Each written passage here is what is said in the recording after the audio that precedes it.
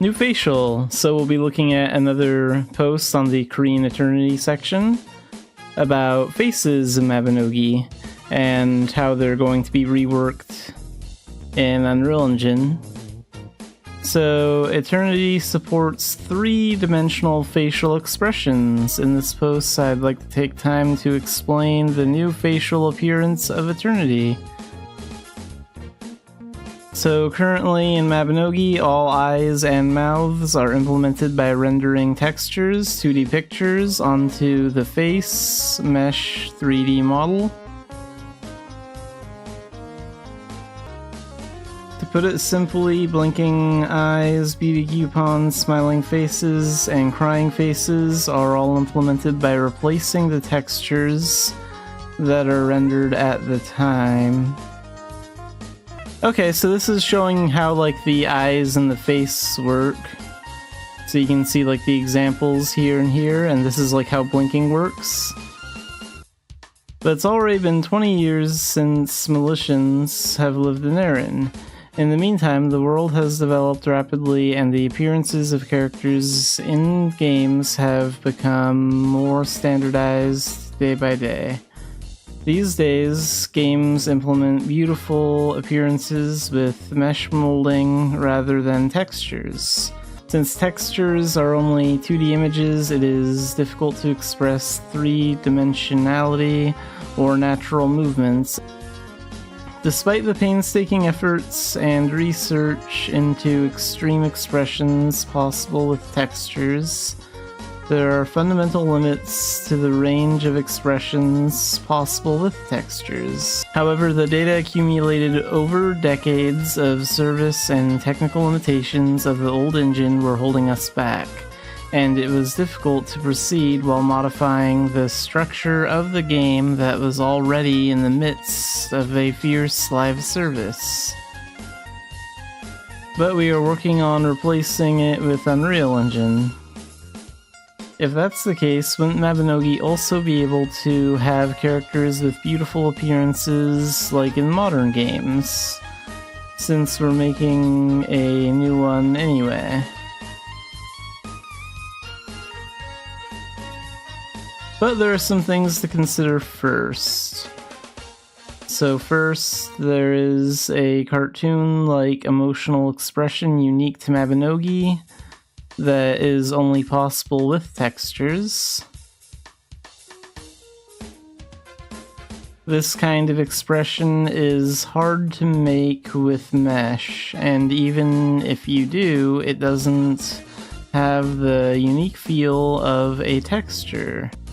I mentioned earlier that it's hard to bring out a sense of 3-dimensionality with texture, but in this case it's more natural expression to remove the sense of 3-dimensionality. If you look closely at the first expression in particular, the mouth is sticking out of the face, which you can see here, which is a very ambiguous part to make with mesh. Also, these cartoonish expressions are a unique sensibility of Mabinogi. And second, if you decide to express all the existing texture eyes with meshes, you can't help but think about the fate of the hundreds of existing texture eyes. Since it's a game that's been in service for a long time, there are cases where the resolution of old resources is low, causing a jagged staircase phenomenon in the eyebrows.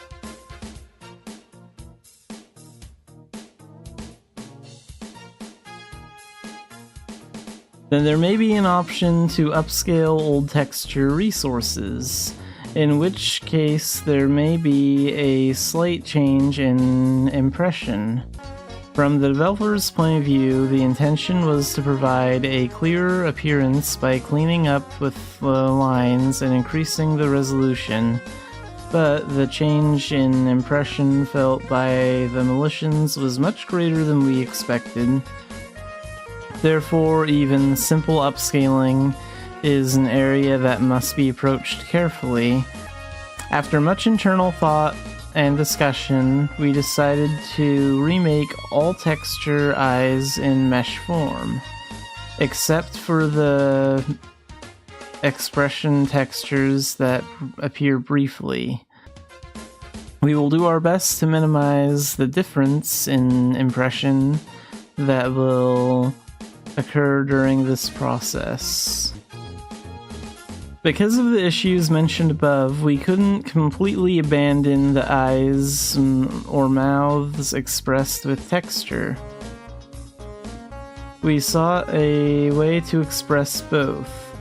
First of all, since the basic eye expression has changed from texture to mesh, the method of simply replacing the stickers to be attached to the mesh as shown above cannot be used.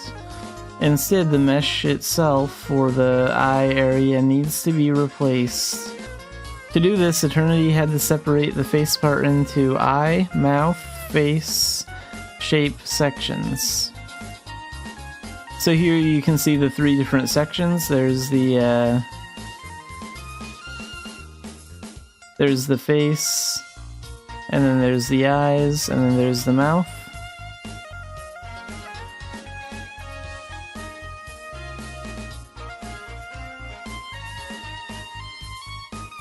In the future, instead of just replacing the stickers that go on the eyes or mouth area, you'll be replacing the eyes or chin itself. To continue with the following explanation, we first need to know about morphing.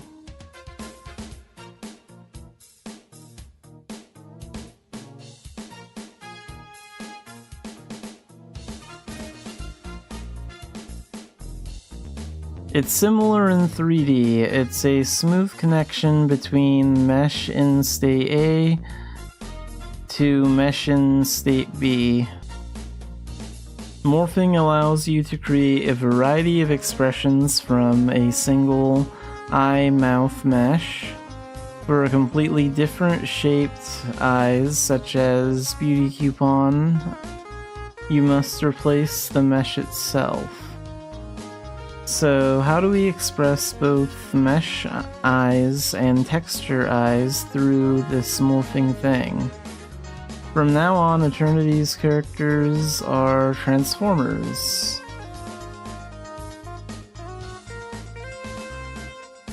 The purpose of this unidentified mask is as follows. So when making an expression that can only be expressed with this type of texture, the mask moves forward in front of the eyes through morphing, attaching texture to the advanced mask. When it returns to the default expression after a certain amount of time has passed, back again through morphing behind the eyes. This process allowed us to express both texture and mesh expressions as needed. And you can see how like the texture expression like pushes out and moves, it covers the eyes. So that's how that works. But in the actual game, it's processed in a split second, so you don't notice these processes. But like, this is what's really going on. That's cool. The mouth is processed in the same way as the eyes. So far, we have introduced you to Eternity's new facial system. How do you like it? I'm already excited to walk around in Erin with my new look. I hope you Militians like it too. So yeah, this was a very interesting read about like how faces currently work in Leon Engine and how they're going to work in Unreal Engine. Alright, let's look at another post in the Korean Eternity section. So, Mabinogi H-line skirt production. In this article, I will introduce the process of making a slim skirt, a type of skirt that is not commonly used in games. In the last post, the fact is that the Popo skirt is, that's covered in one of the other Eternity posts. We covered the process of combining key animation, physics, and retargeting to create a flowing skirt and hair. However, in Mabinogi, there are various costumes that are difficult to solve with this method alone.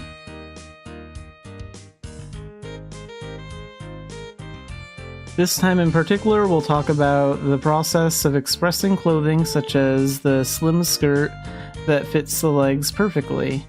A short, slim skirt, usually above the knees, is often worn with skinning on the legs. What is skinning? It is a process of applying weights to the surface mesh of a 3D model so that it can move along with the bone that moves along the character.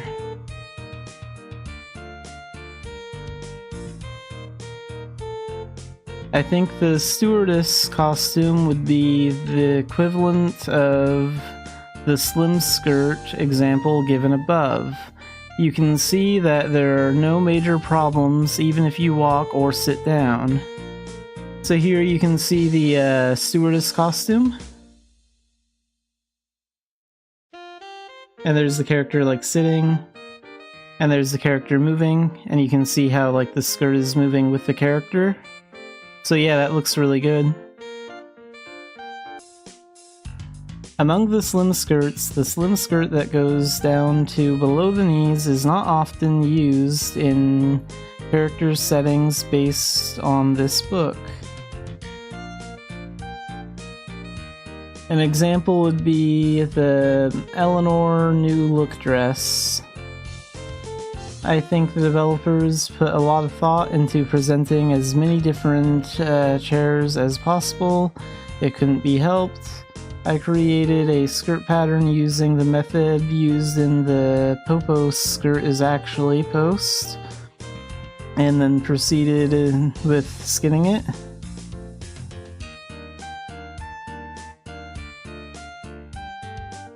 The skirt's natural form, which is attractive for its fitted feel on the legs, was not preserved, and instead it ended up looking too eerie, which was not what was intended. So here you can see what it looks like. This time I tried skinning the legs like I did for the stewardess costume. And here you can see what it looks like in this example. It kind of looks like the legs are kind of clipping through in the back maybe, I don't know. And maybe in like in the front, like kind of near the knees.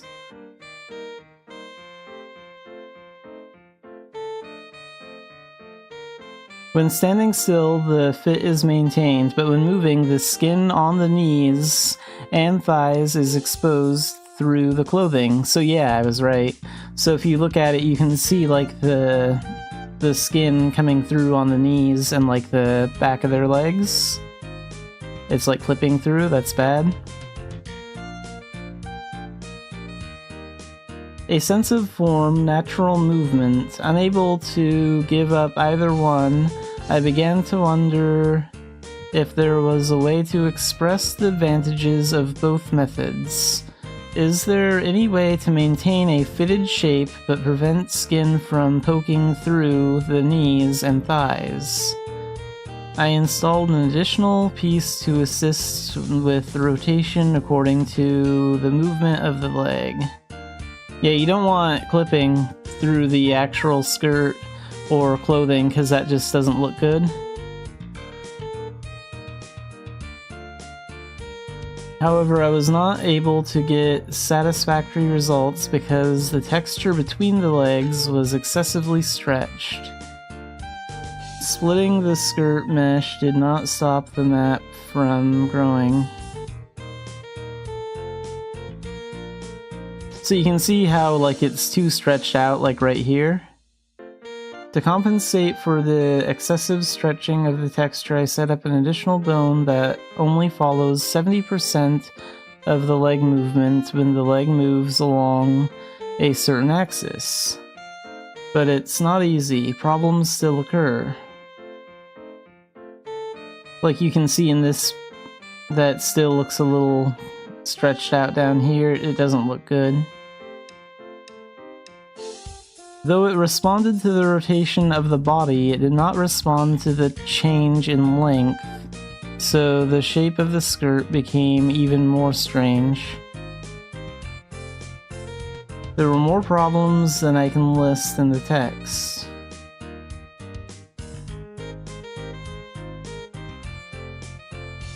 We added nodes that respond to changes in the length of the main body and control the length of the auxiliary body, and we did some additional work on some parts and tested them. So you can see like a picture here where like the skin of the knee and part of the leg is like coming through the skirt, and here it's not.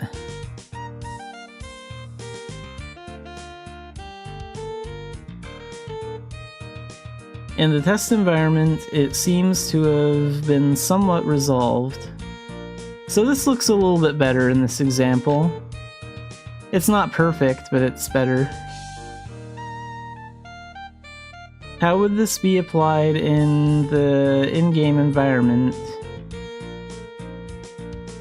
Here's another example. Yeah, this looks a lot better. Although it's not as perfect as in reality, you can see that the shape of the skirt is maintained and the texture is greatly improved in stretching areas. The part where the skin was poking out also disappeared completely.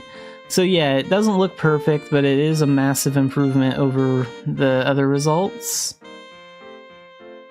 Let's compare the images when skinning was done only on the legs without additional bone settings, and when skinning was done after the additional bone settings. So this is what it looked like before, this is what it looked like after. Before, after. Yeah, you can see that this looks a lot better.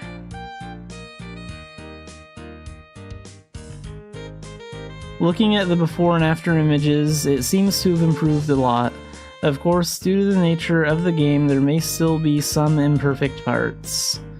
But moving away from expressions like steel hair or steel skirts, we are constantly working to ensure that you, the Militians, can enjoy the show as beautifully as possible.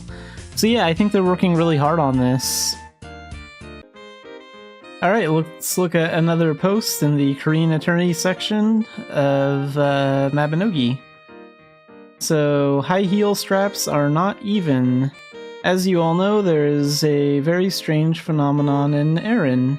It is a phenomenon where you are clearly wearing stockings, but when you change your shoes, they change into leggings. So here's the example. However, there are shoes that do not exhibit this strange phenomenon.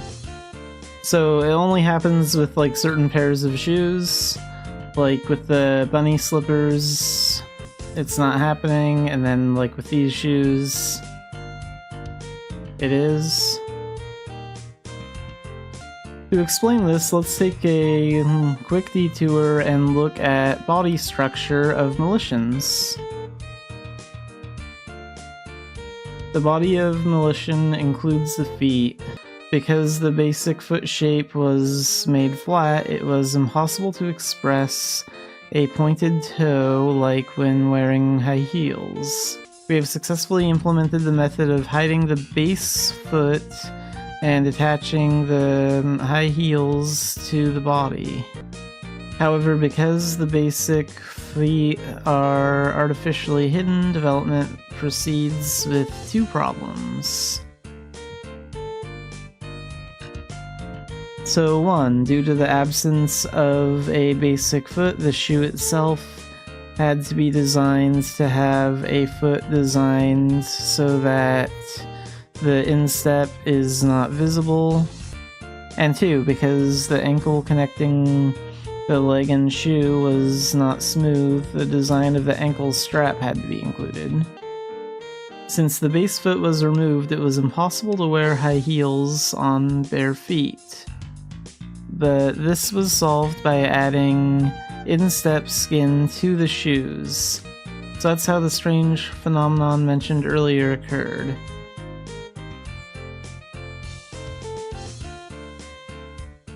What it looks like when you wear high heels that reveal the instep. From the development team's perspective, it was a bit awkward for the stockings to disappear when the instep was exposed. But in order to solve this, depending on the type of item, a new system had to be built to allow for separate shader code to be executed. When rendering the instep skin of the shoe, we also needed the ability to reference the foot texture on the outfit. It was impossible to solve these problems in Pleon Engine, which has a lot of legacy code woven into it.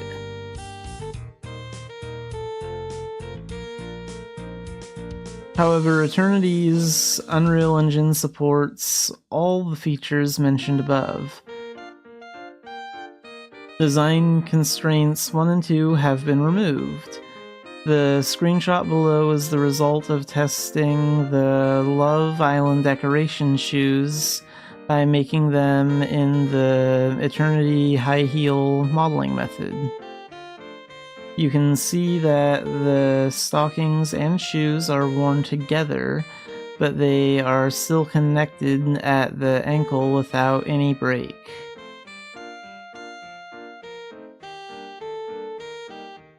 So when wearing Love Island decoration shoes with Love Island decoration wear and Street Magician outfit and stockings. So here you can see that the problem isn't happening anymore. The new high heels from Eternity will be more attractive and natural as shown in the example above.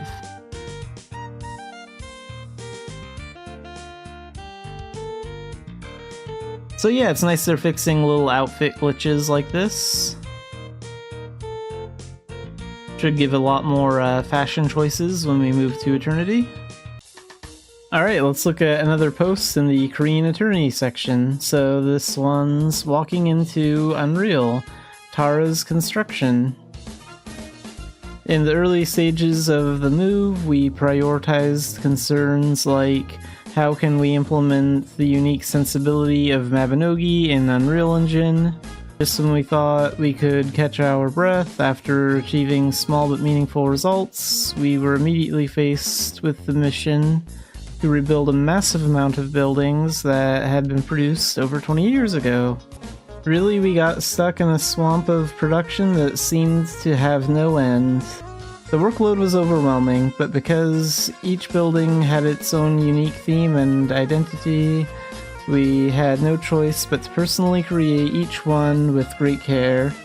So here we can see some of the buildings in Dumbarton. There were buildings with elaborate patterns all over the city, and the problem was that there was really a lot of them. So modularize it. So that's how the modularization process started. Fortunately, Tara was a city with standardized designs, so it was possible to plan the separation and reorganization of buildings. Thanks to this, we were able to plan an efficient work process, and the background team was able to get one step closer to completing the reconstruction mission. What is modularization? Modularization is a game production method that divides various elements that make up a 3D environment into small reusable units, or modules, and combines these into various configurations to create environments or structures. Each module has a basic structure, and by placing or combining several of them, it is possible to create complex backgrounds. For example, by combining several types of wall sets and columns and stairs to fill in the gaps, you can create several buildings of various sizes. So this shows you like an example of what you can combine and how it can like make a building. So that looks really good. So I tried to generate an example of modularization using AI. It's similar but not exact. So yeah, it looks good, but it's not exactly like it should be for Mabinogi. So first gather buildings with the same theme, then figure out what can be used repeatedly for each building with that theme, and consider width, height, depth, design, features, etc. to plan how to divide them. Then start with a large classification and narrow it down to details. Then reverse assemble them to check if there are any things you missed during the division. It may look like it will be easy when you see the image, but since Mabinogi was not designed to be modular from the beginning, it is actually much more difficult than you might think. It seems complicated. Is there a reason for modularizing it to this extent? The first is efficiency. Since you can combine multiple modules to create various shapes, you can produce a variety of products while reducing repetitive work. You only need to work on one set of modules, and you can create multiple building combinations with it. The second is flexibility in design changes. Modification of one module automatically reflects everywhere that the module is used, so design changes can be applied in batches. In addition, the modular system is advantageous in applying various concept styles. For example, applying different concepts and colors to the same wall module can produce results with different moods. The third one helps with optimization. Many objects affect performance when rendered. Using modular backgrounds reduces redundant data and allows you to load and render some of them as needed, which helps optimize performance. You can improve performance by loading only modules needed in certain areas to minimize memory usage, and dynamically loading modules according to the camera's view. And the fourth is reusability. Modular parts can be reused in completely different environments, allowing content creation while maintaining a consistent identity. The same modular structure of windows, doors, and building walls used in Tara can be applied to other towns in the future. Even if it cannot be used in the towns currently produced due to the concept implementation issues, it can be used as a foundation for new content that will be updated in the future, allowing for smoother world building. So here you can see what like some of the buildings in Tara will look like in Unreal Engine. These are the Tara buildings that have actually been modularized. We are putting a lot of effort into making them efficient while maintaining quality. Can you imagine what the new Tara will look like? We are diligently continuing to accumulate architectural know-how so that we can simultaneously take advantage of the original identity of Mabinogi's background and the new environment called Unreal. In this way, Mabinogi's background is continuously being built and expanded with various attempts and considerations, so we ask for your interest and support. So yeah, this was a really good post. It's nice to see what some of these buildings will look like in Unreal Engine.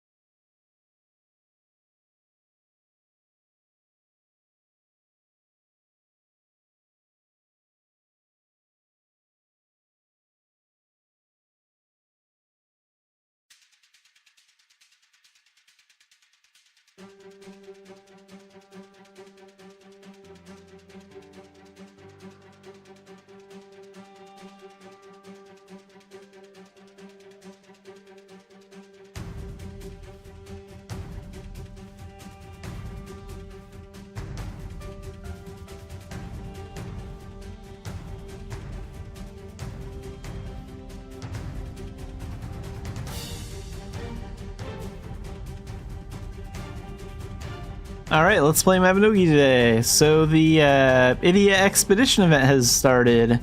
I have been looking forward to that event. I made a video on it yesterday too.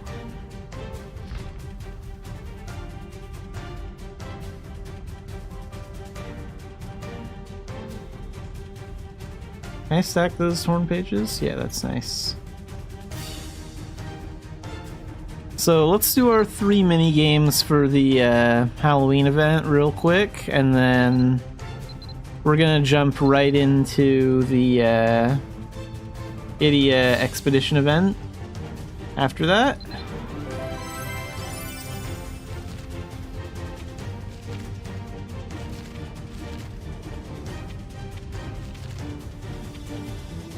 Wait, did I see? Yeah, there it is.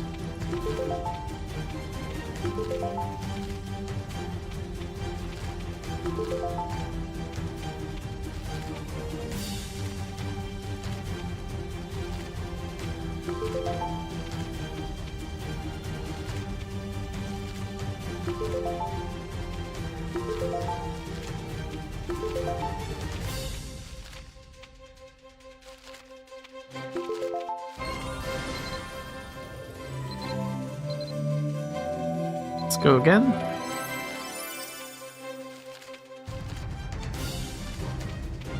It was not there.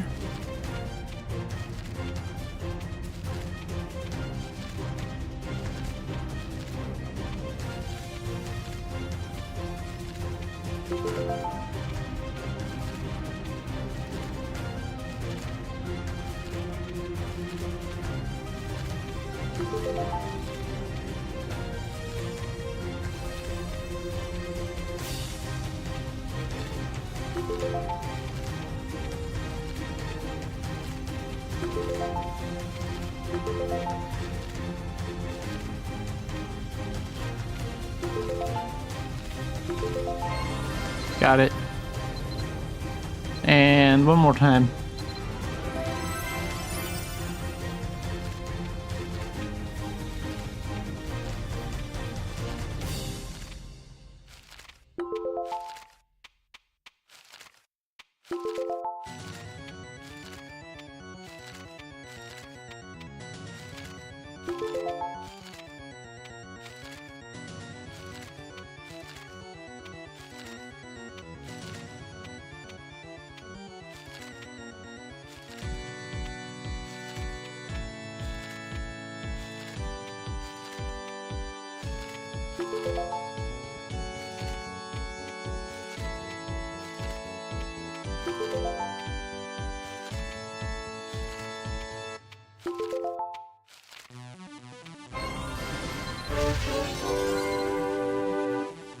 How much of that event currency do we have?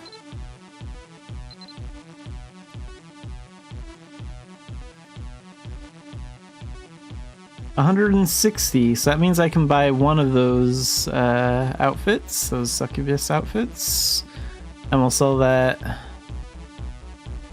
on the auction house. Let's go ahead and get one of those.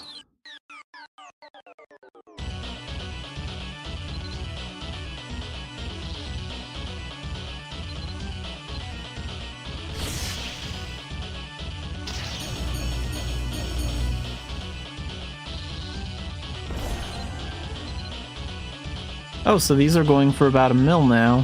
1 mil 400,000. Let's sell mine for 800,000.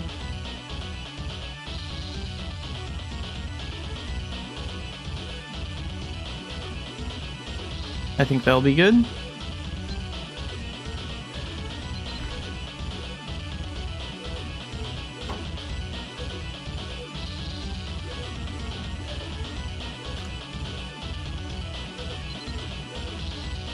Alright. And let's get started on the Idiot Expedition event. It's time to get that.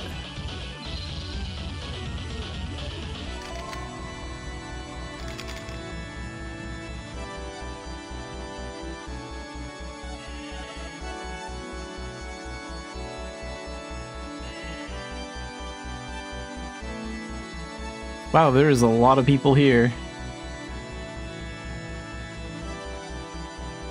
I can't even see where the... Oh, I can kind of see where she is. You can see NPC and part of her name. But yeah. This area is crowded.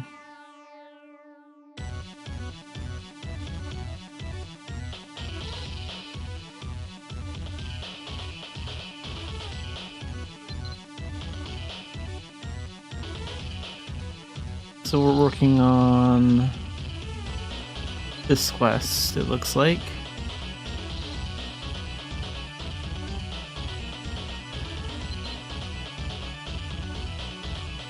Main character.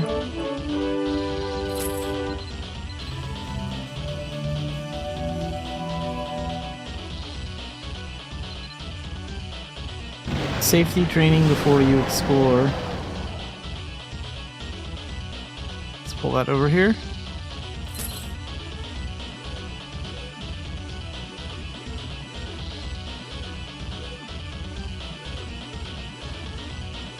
Oh wow, that outfit I put on sale like just a minute ago is already sold. It's nice. Okay, so she's just explaining how the event works, that's good.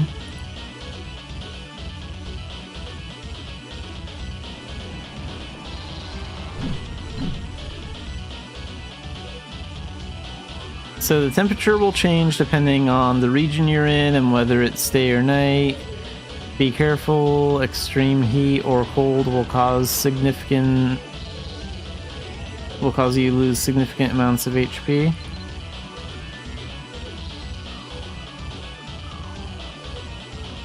You enter the deadly state when your HP reaches 0.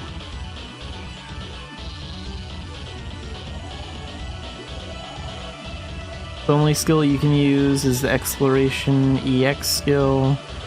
In that condition, you can't recover by eating regular food. You must eat with a deadly recovery effect to recover from the deadly state.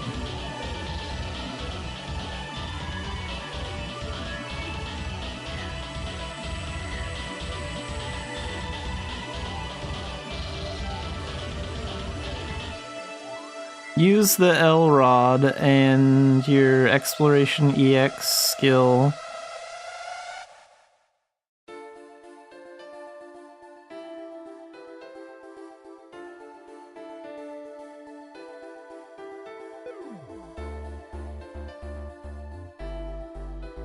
to locate and open treasure chests, okay, and use the materials you gather along the way to cook food, craft tools, and make clothing. Try out different strategies as you explore. Okay, so this is basically just like any other survival game then, really. Like, there are lots of survival games like this where you have to just Like, keep an eye on your character's, like, hunger and health and stuff.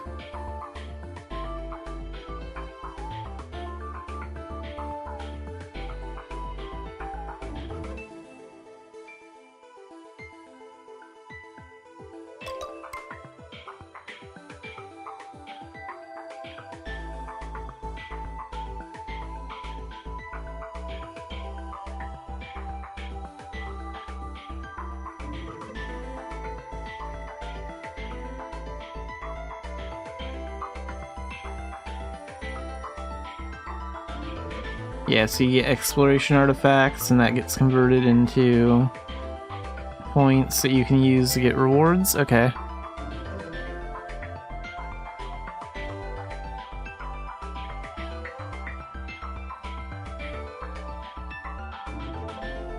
You can survive longer by collecting high-scoring artifacts or using artifacts effects.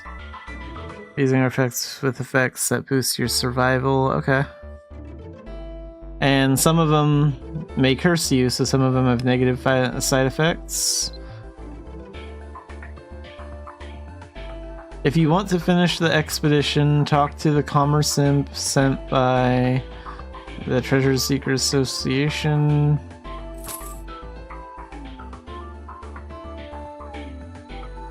Doesn't this go against lore to put a Commerce Imp in Idia anywhere? Because Idia is supposed to be the land that doesn't have any foamers. And that's exactly why in front of the commerce tents here in Idia, we have humans and giants and elves running these places instead of, like, the foamers themselves. Because Idia is supposed to be a land that is free from foamers, that doesn't have any foamers. So I think that kind of goes against the lore to have, like, a one of these imps here from the... I'm probably looking too much into that.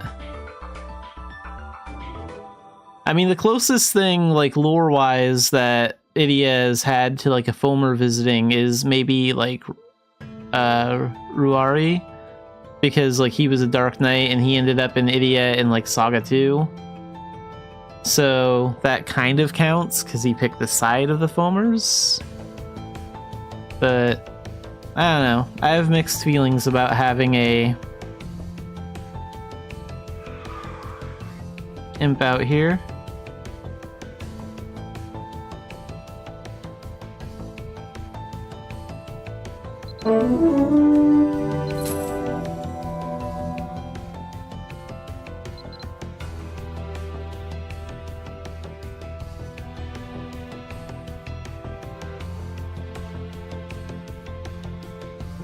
Oh, so these are the big first titles to go through.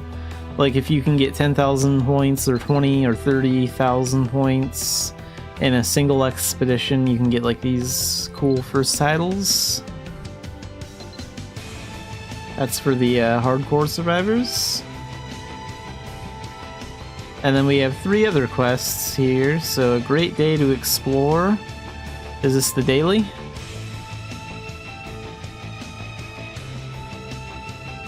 Take part and earn at least 1,000 points.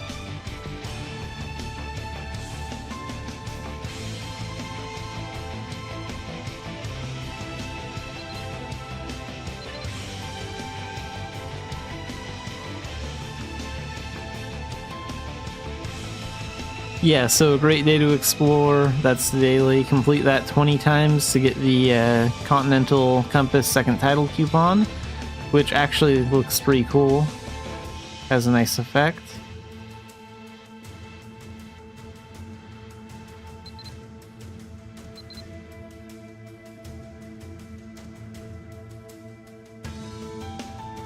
And then we get the Frolicsome Gesture card for completing a great day to explore 10 times. So 20 times for the compass, 10 times for the gesture card.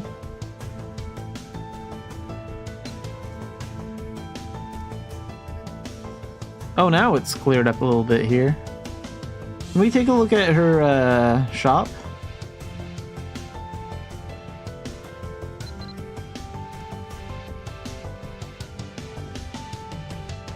Okay, so there's like no shop, but...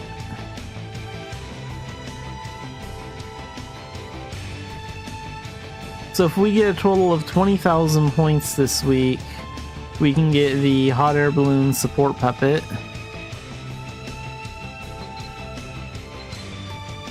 I forget how many attempts we can do a day. Wasn't it like 2 or something?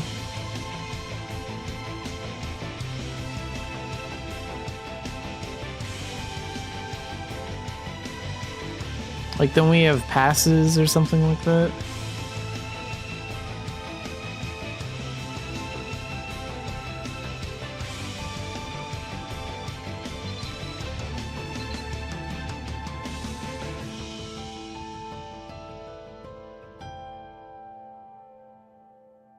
I have no idea. I don't see anything that looks like a pass.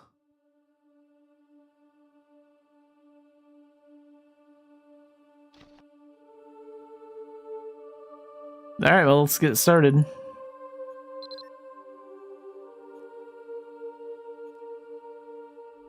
So you can do normal mode or challenge mode.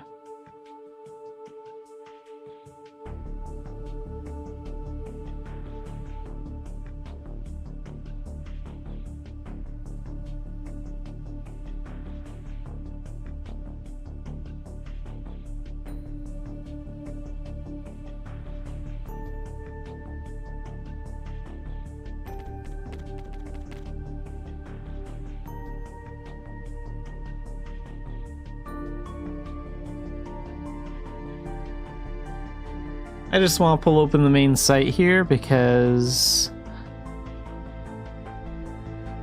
Do we only have 7 challenge attempts a day or a week? I don't remember those details.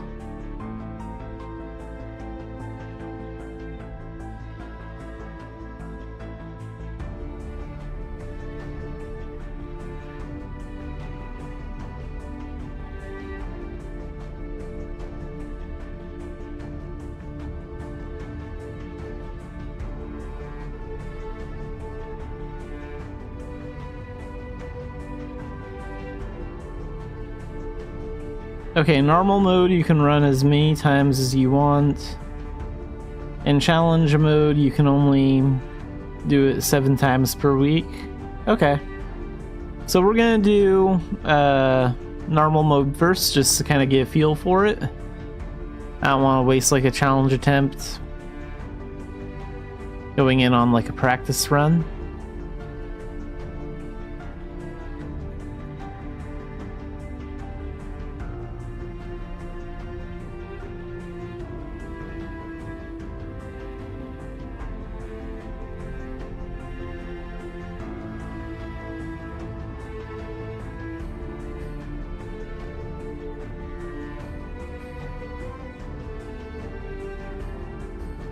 I think we'll try the physics area first.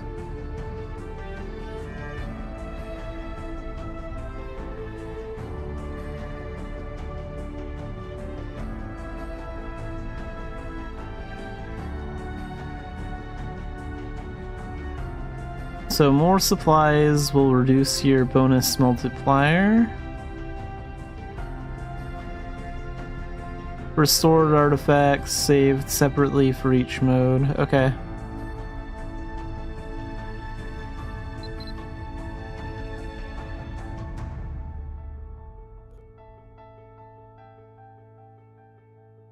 Oh, so this is normal mode probably, and this is like challenge mode.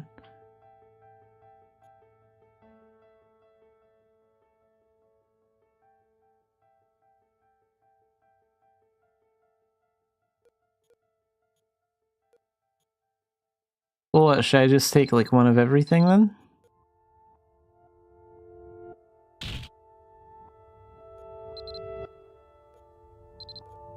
And then we'll take that.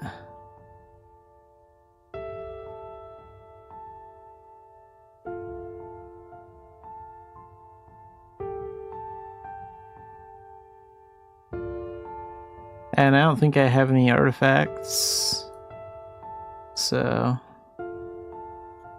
Alright, let's do a normal run.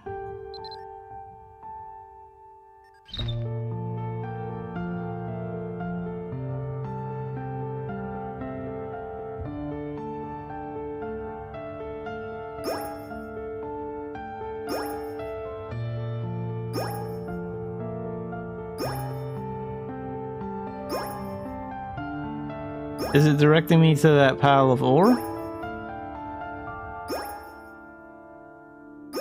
Go mine this.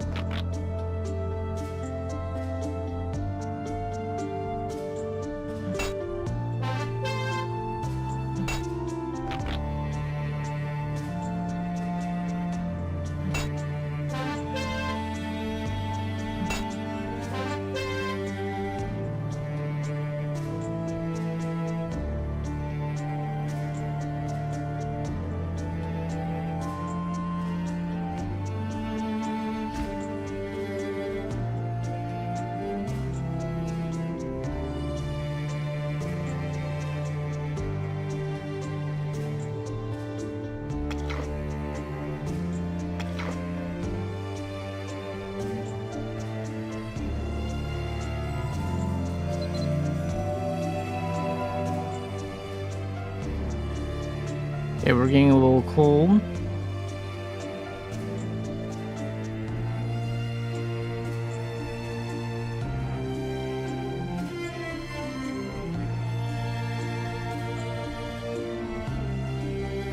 Maybe I should try and make something with the handicraft skill.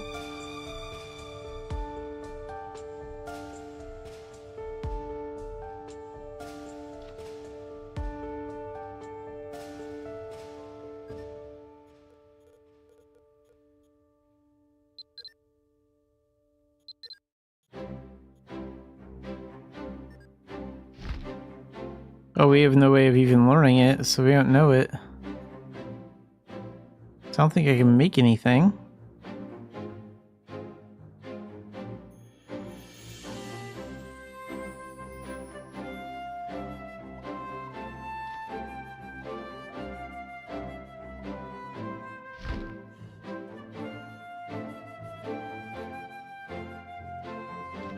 What about cooking? Can I do anything with that? Oh, I shouldn't have eaten that cheese, because we have... Yeah, we could have cooked something. Okay. Well, I guess in this run I'll just have to wait for my character to die, because I can't really do anything by this point.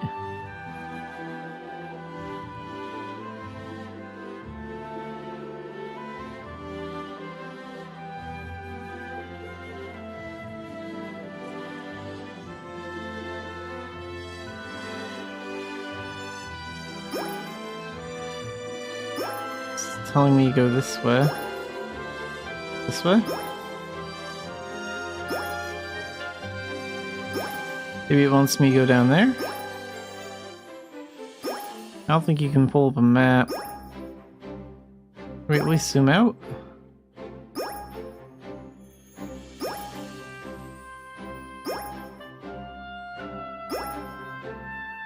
Oh, there's the commerce imp.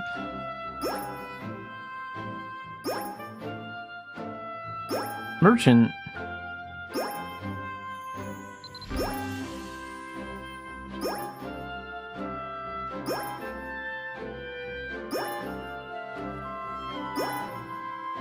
Okay, so you can purchase supplies from him, but I don't think I have any thing to use there.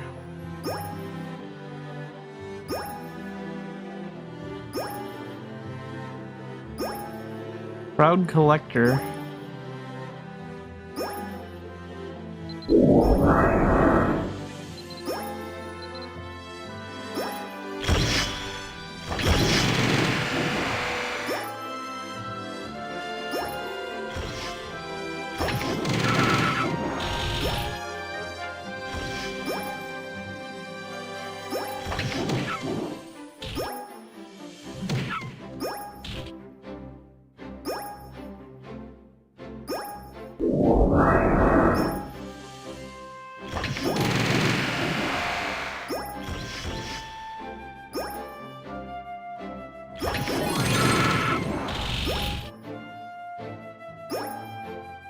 Hey, we got a chest.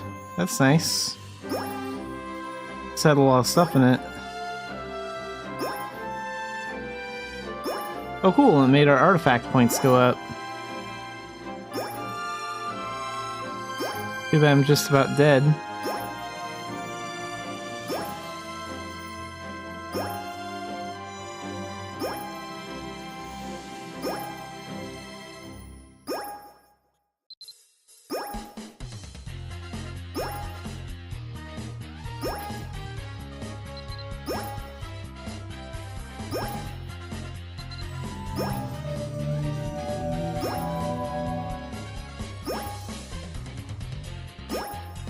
Okay, we're in a deadly state, so we're gonna die soon.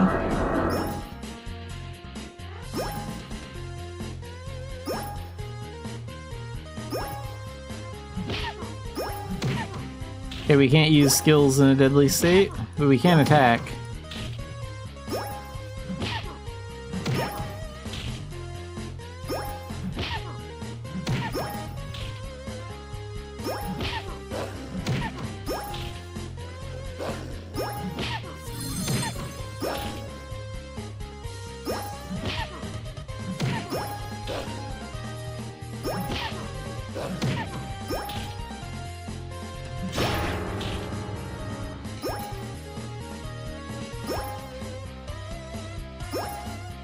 We got 3 total points. Yeah, it's not good.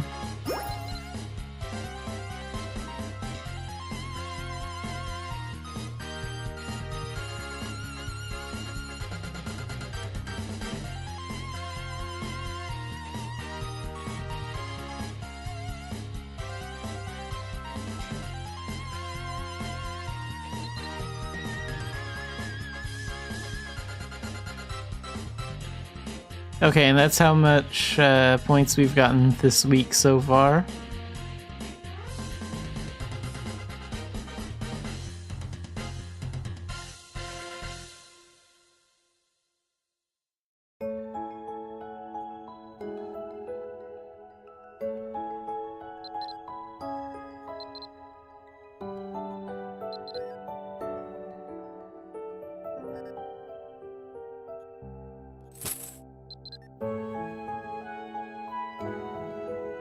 So we have a higher bonus multiplier if we don't...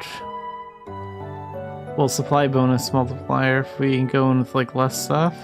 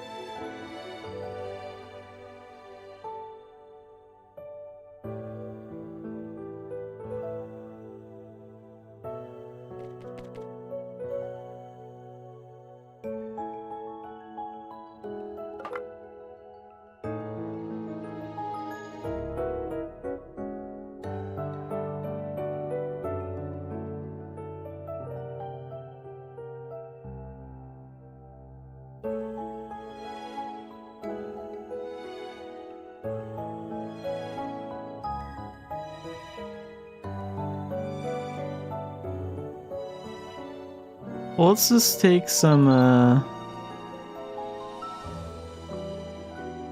food this time. I think we'll still pick the same area. Let's try again.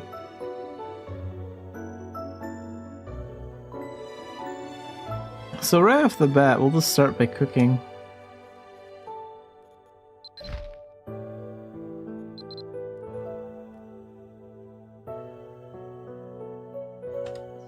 And we need the ladle and the cooking pot for that.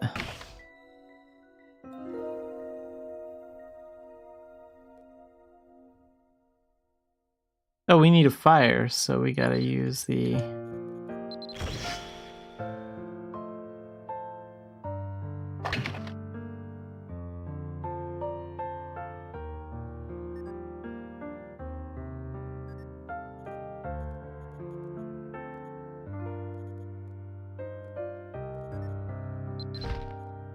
Okay, now let's try making this.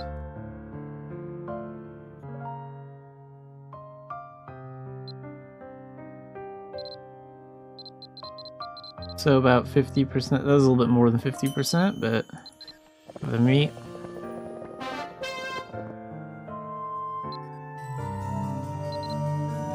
And does that heat us up? Temperature plus 4 degrees.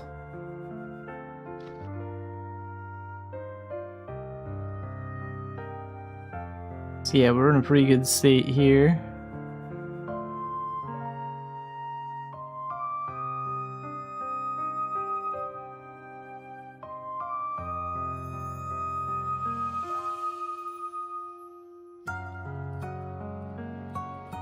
So it grows more difficult every 4 days. Look around. Friendly wanderer. I could use more firewood.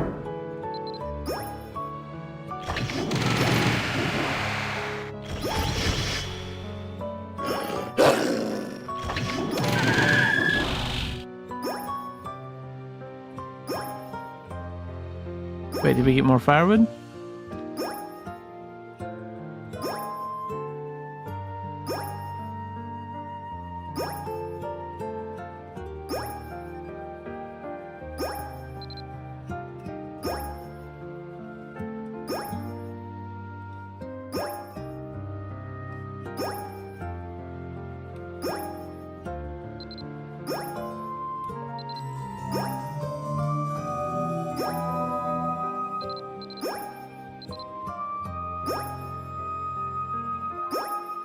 Wow, 2 revolving ghosts.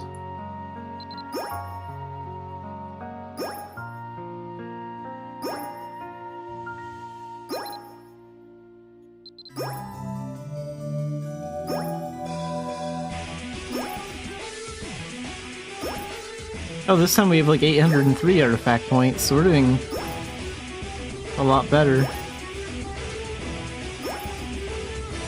Okay, let's do this. Let's start another campfire.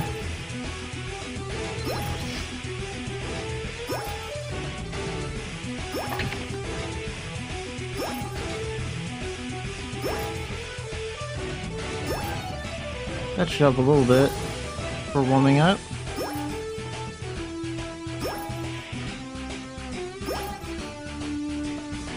Yeah, that's working. Let's eat that too. There, now we're happy again.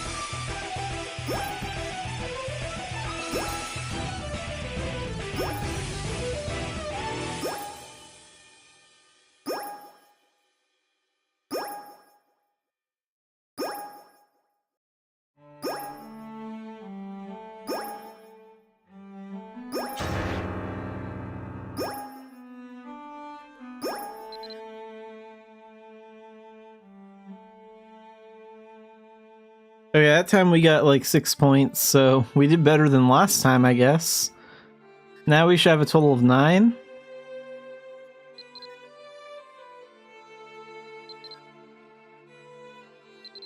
Maybe I should have... This time if I get like a lot of points, if I find the imp that lets you leave, I think I'll try using that. See if I can walk away with more points. We're gonna try the snowy area one more time, and then after that we're gonna try surviving in the jungle of Coracle. I kind of want to try like all the areas and see all of them. But we'll do this one more time before we change areas. Because you can run normal mode as much as you want.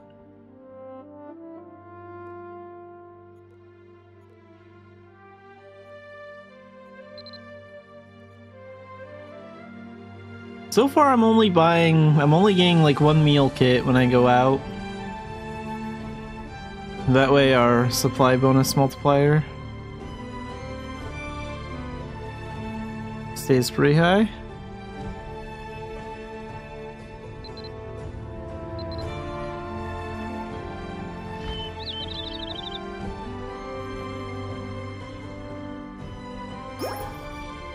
Okay, so right away I should set up a fire, because we have to do that first for cooking. Then we'll switch. And equip these two. And then we can make a cheeseburger.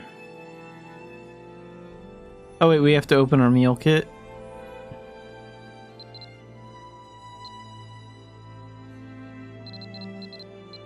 About 50%.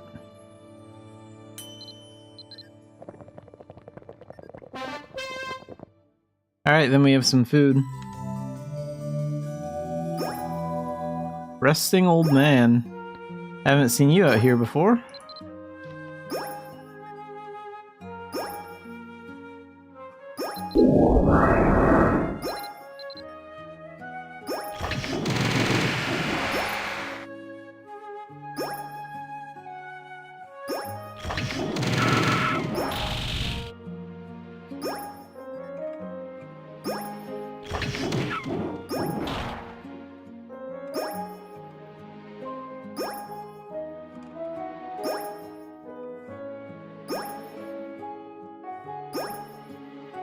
Friendly wanderer.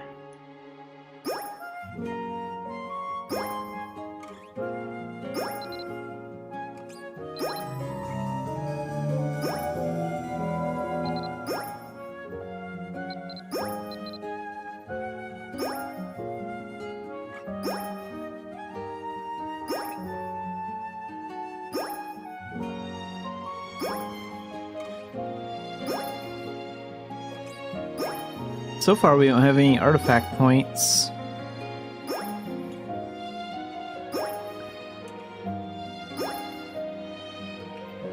Hey, well. That's not really gonna get us artifact points. I don't think. I'll just get water from it.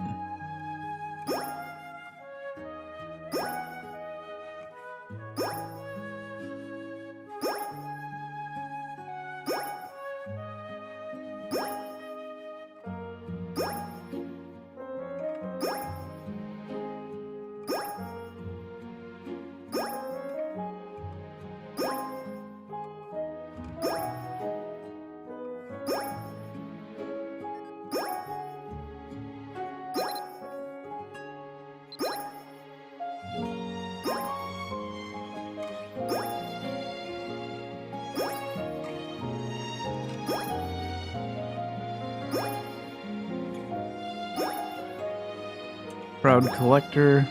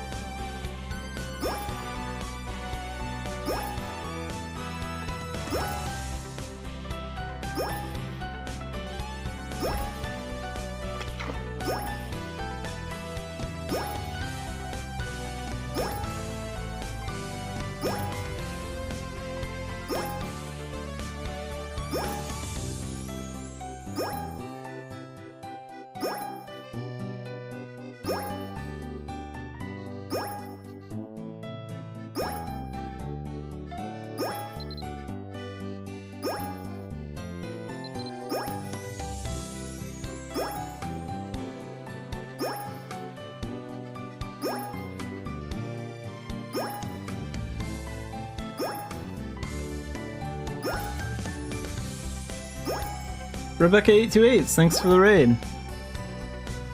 I am struggling with the new survival event in Idia.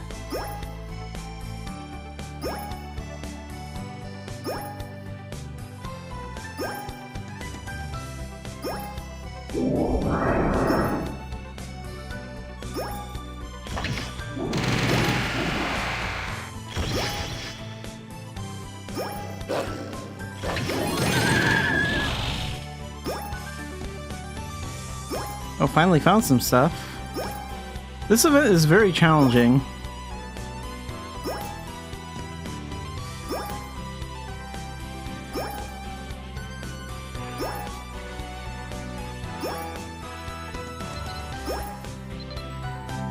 Oh, cool, they actually gave some food.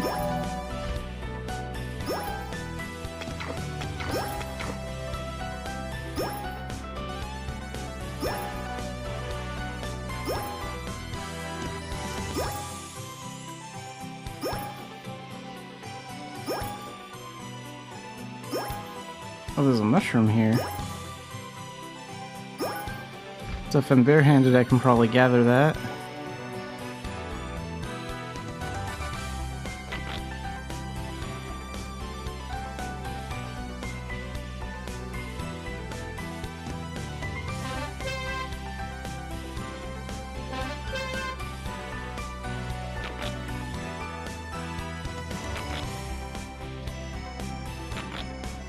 Not sure how many mushrooms I can gather from here. Looks like 3.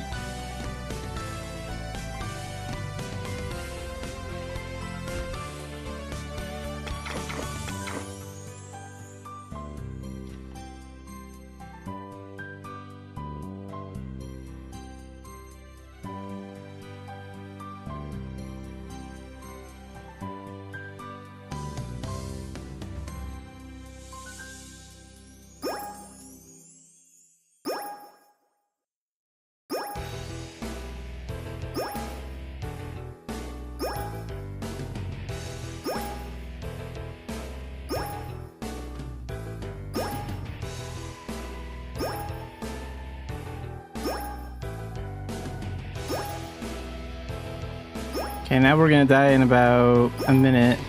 Once you enter the deadly state, you have like a minute before you die.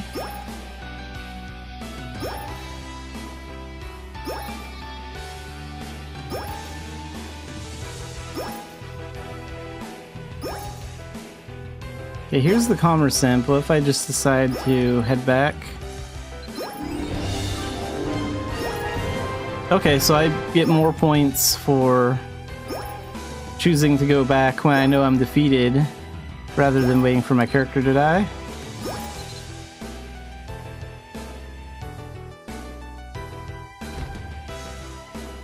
Because I probably would have gotten less points if I didn't do that.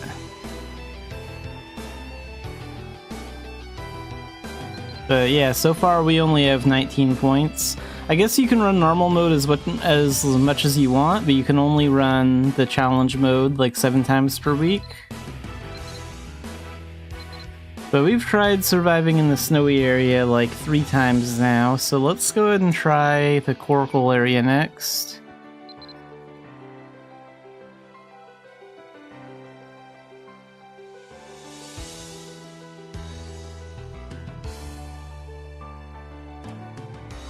So we want this outfit for the coracle area.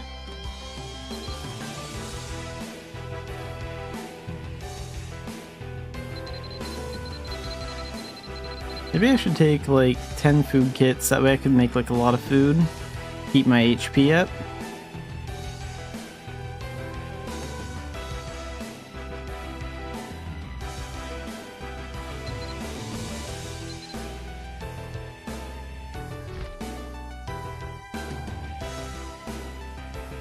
Okay, let's open that right away.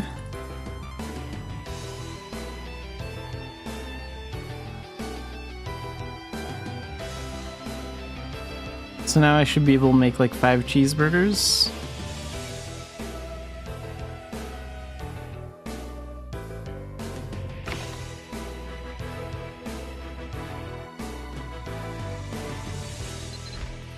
Oh wait, we need to start the fire first.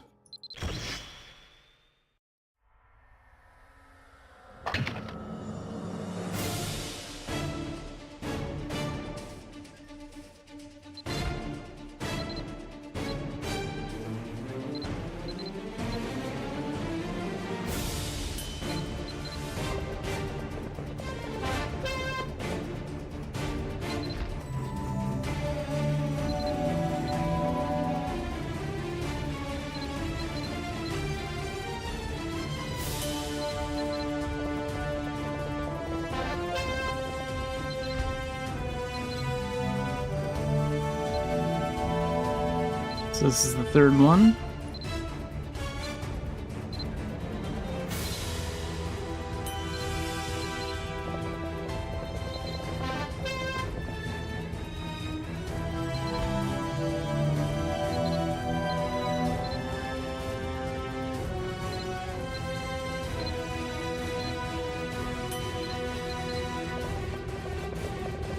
Okay, one more. Oh, I need another fire to do that. Oh, but bring that fire out here, that heats you up, because this is already a warm area.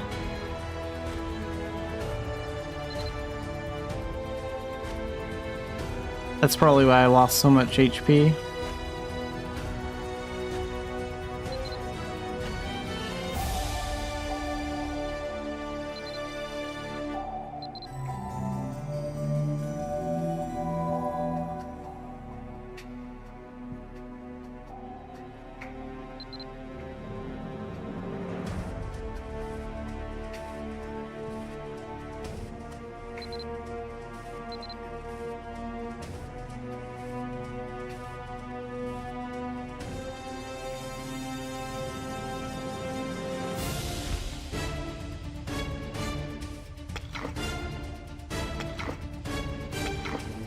Yeah, that food helps keep our HP up.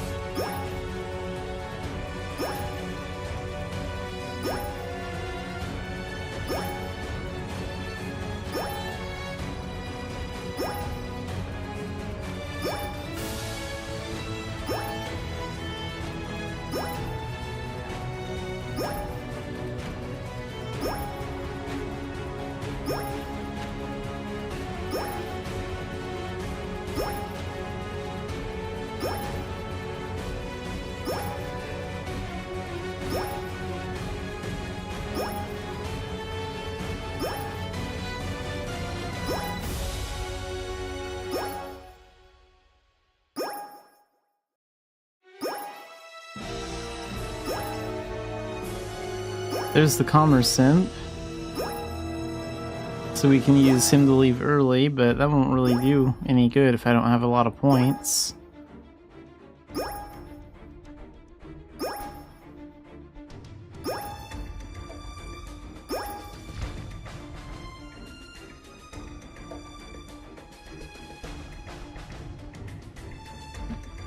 Stick this stuff off. And let's mine here. We get some points for doing this, probably.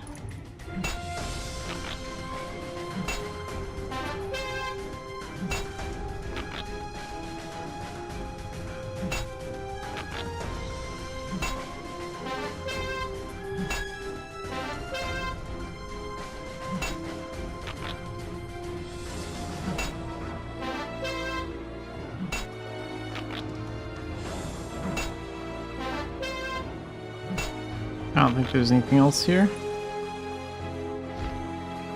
Yeah, that didn't really make our points go up.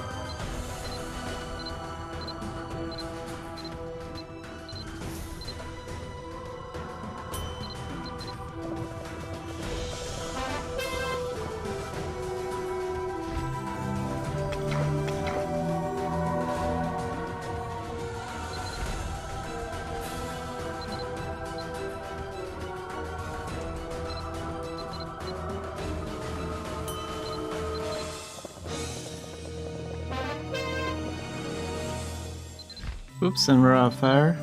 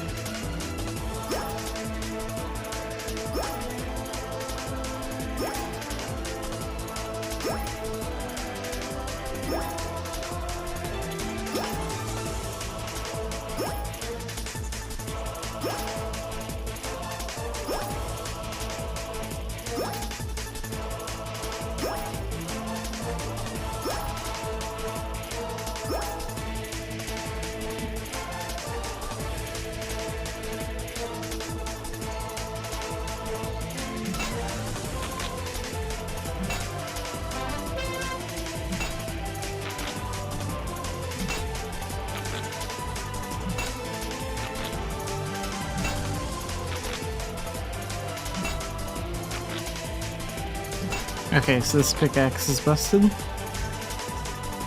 Only has 2 durability. Well, that's okay, we're not really getting any points for mining anyway.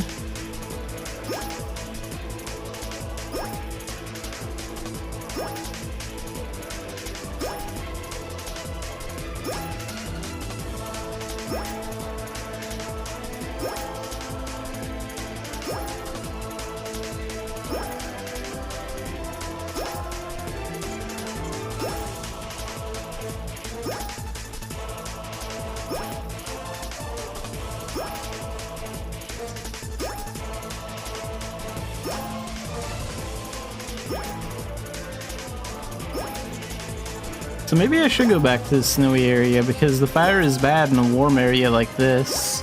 Like if I make a fire to cook, it heats up our character more in a already hot area.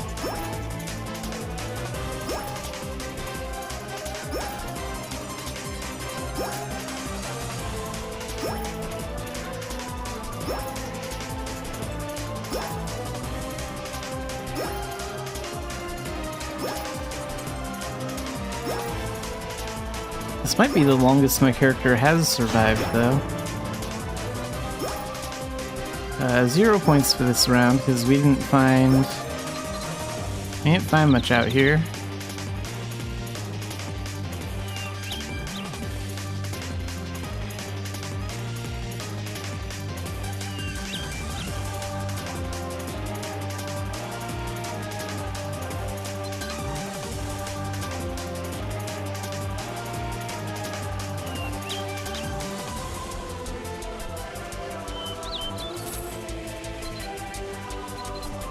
Okay, so I should definitely get this, because this has firewood, and like we need firewood because you need to have like a fire to cook food.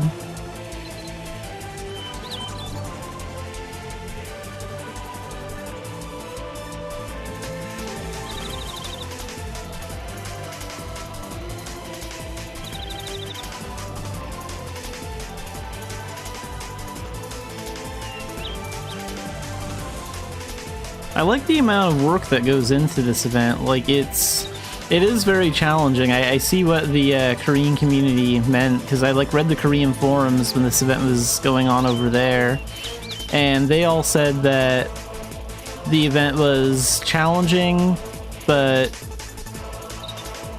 and like a little repetitive, but overall it was still fun.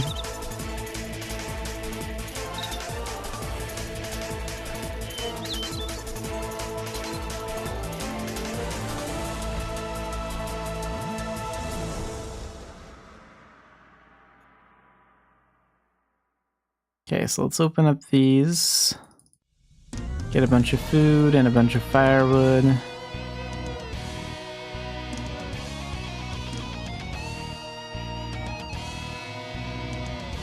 And then when we start getting low on health, we can make a bunch of food to extend our HP.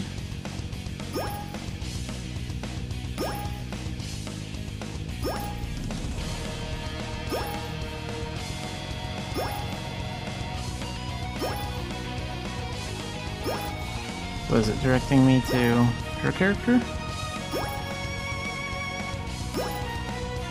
I don't really have anything I can give her right now.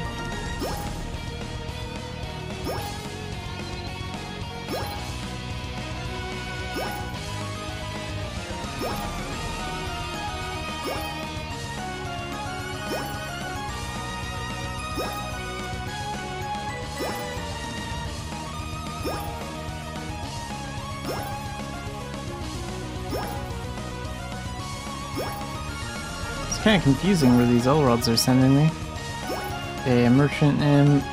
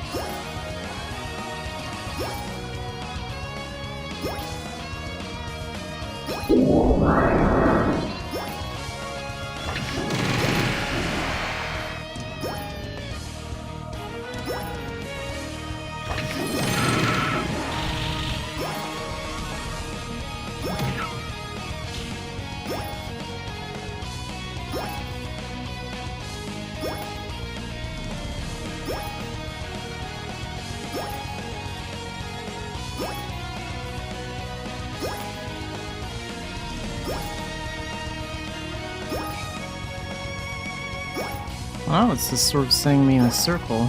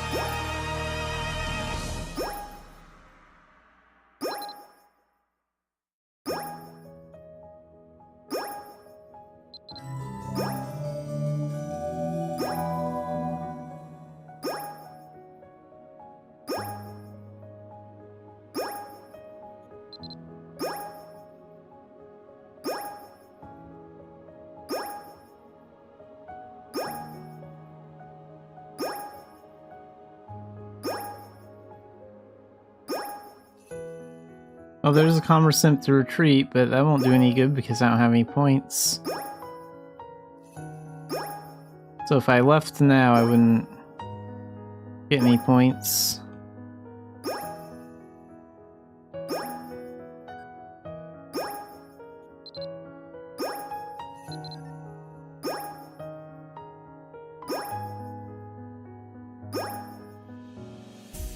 There was that one, I think it was my second run in this snowy area, where I got like 800 points somehow. I should have retreated from that mission when I found the Commerce Imp. I didn't.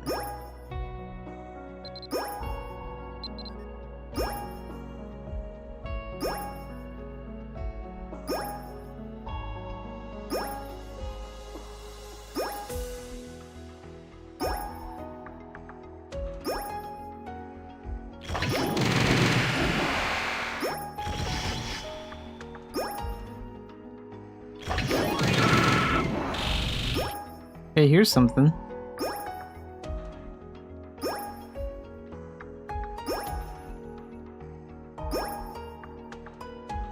Well, it's 3 points.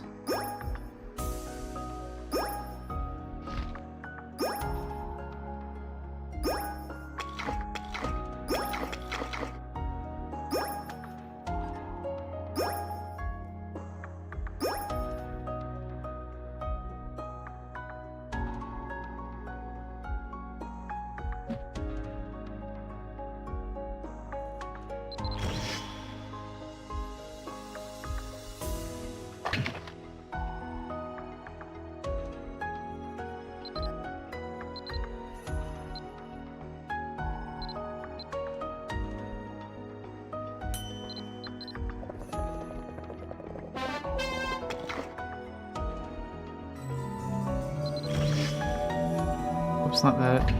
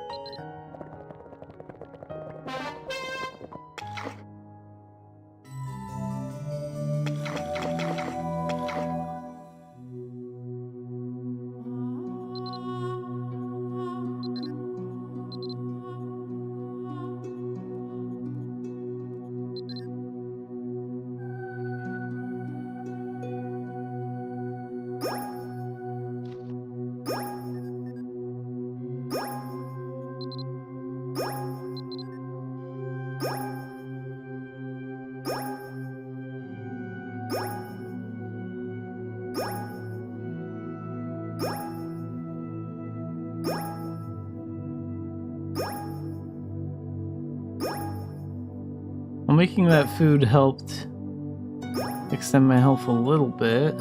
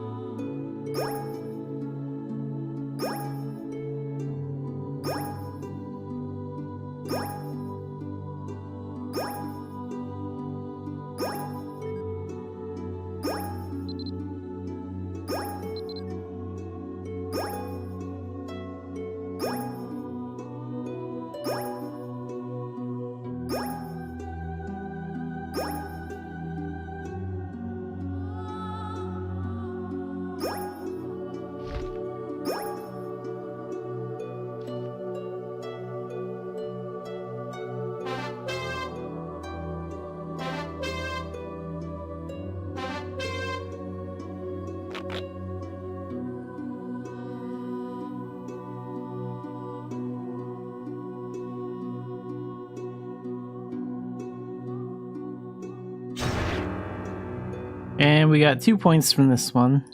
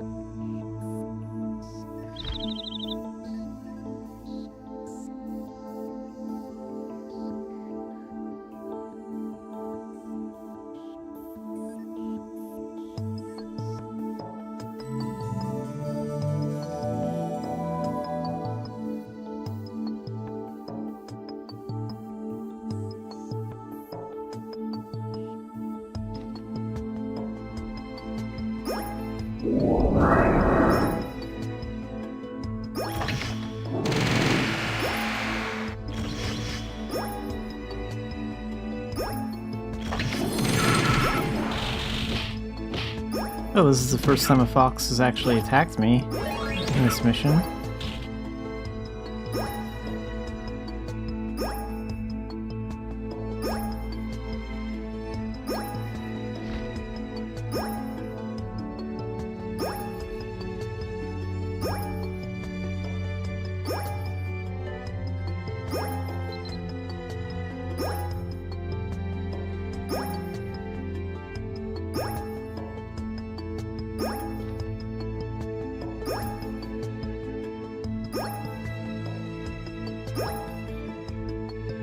Oh, this time a relic route said Par Ruins.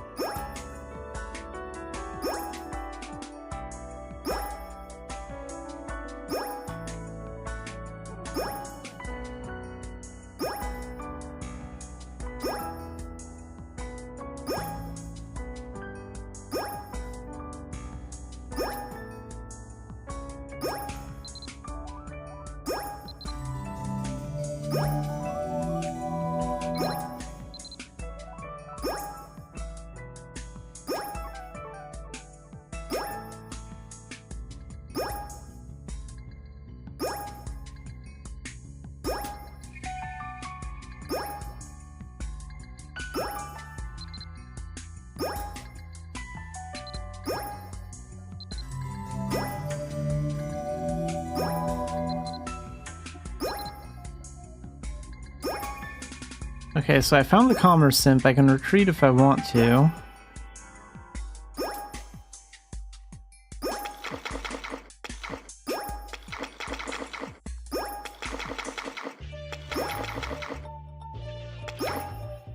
Oh yeah, I did find that food in that chest early on.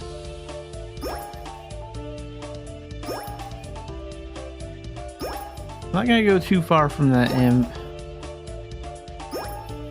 Mushrooms. We're okay on food for now, though. If I can find a little bit more artifact points, that'd be great. Hope that imp doesn't vanish.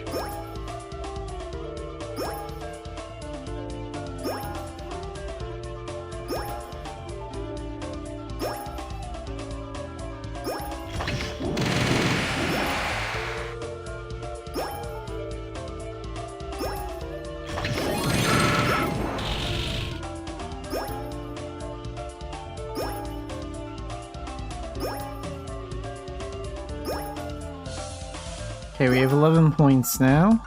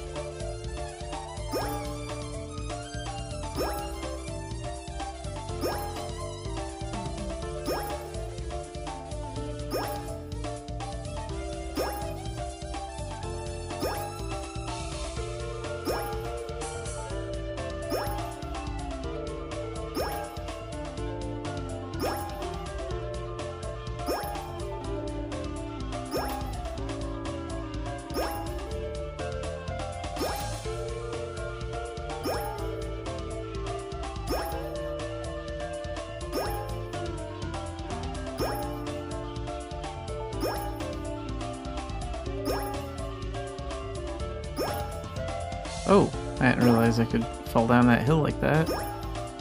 There's a well there.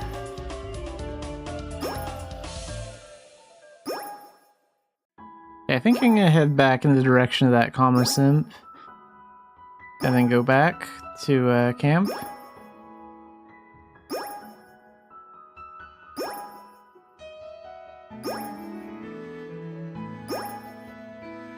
If I can remember my way back to the imp. Can't use a mini-map here.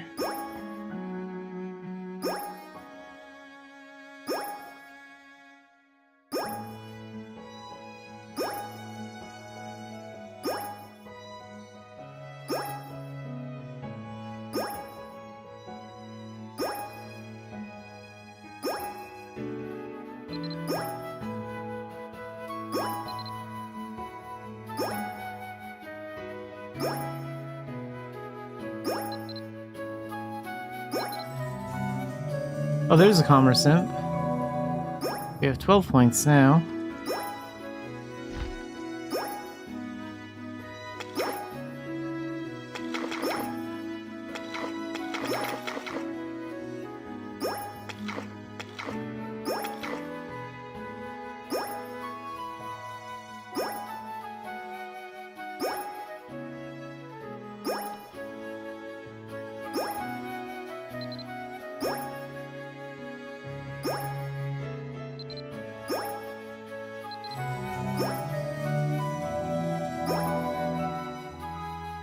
Okay, now we have like 814 points, so this is a good time to retreat. Because if we die, we'll get a lot less points. 976 points in total. That's good, because so far I've only been making like 3 to 6 points out here. So if you get a lot of points... If you have like a couple hundred points and you find a Commerce Imp, it might be a good idea to actually retreat.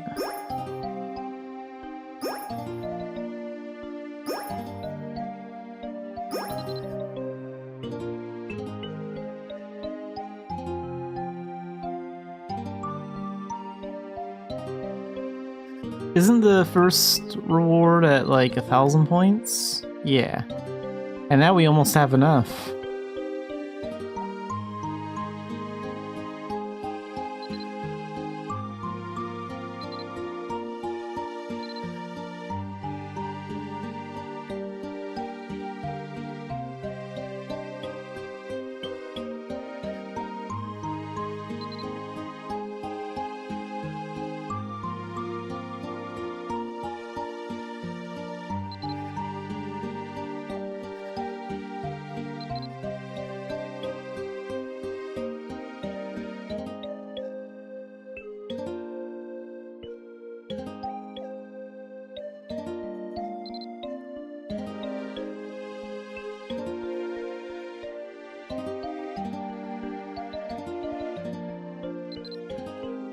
Alright, let's go again.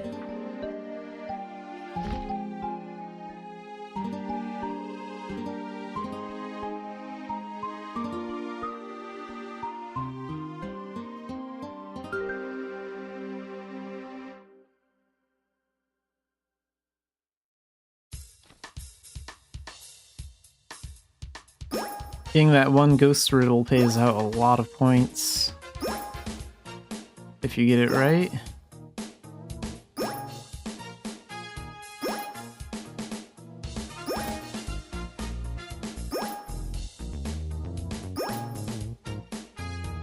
I don't know if there's any point to following these L-rods because most of the time they just lead you in a circle, so... I don't know, I'll have to read the event page again. Figure out what's going on with that.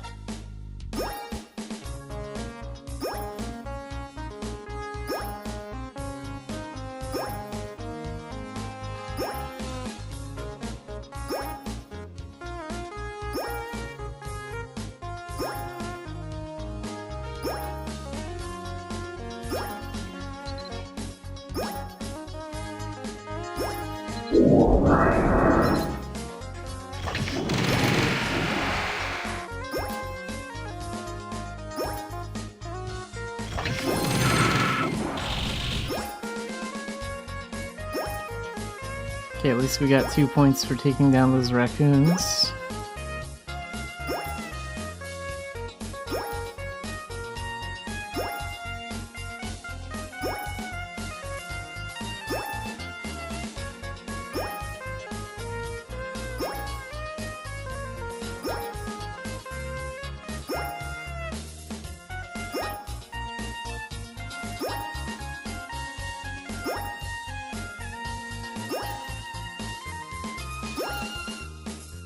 Oh, so we're kind of near Port Sella then, because that's the underground cave entrance.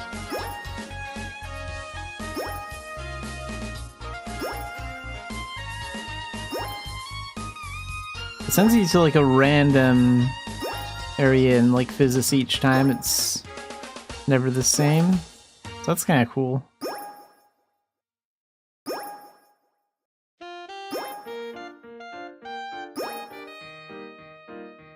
A riddle ghost. Yes, these guys pay out a lot of points.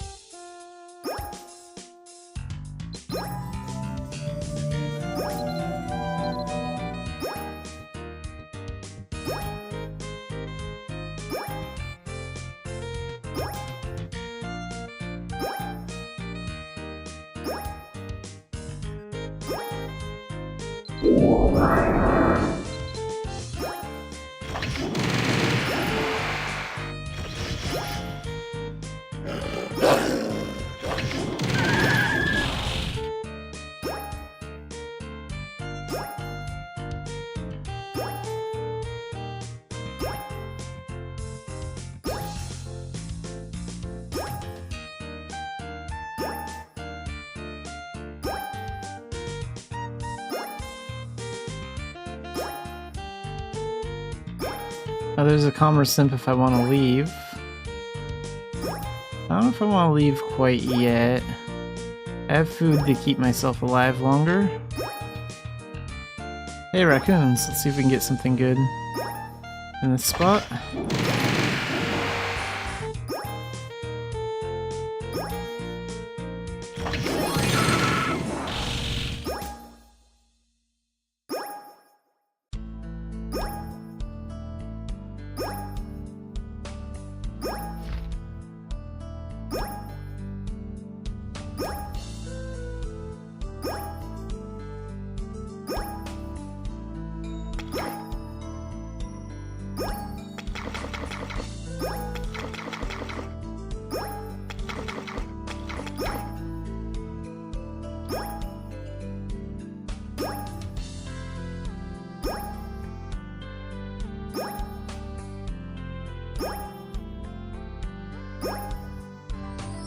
Mystical reindeer, or...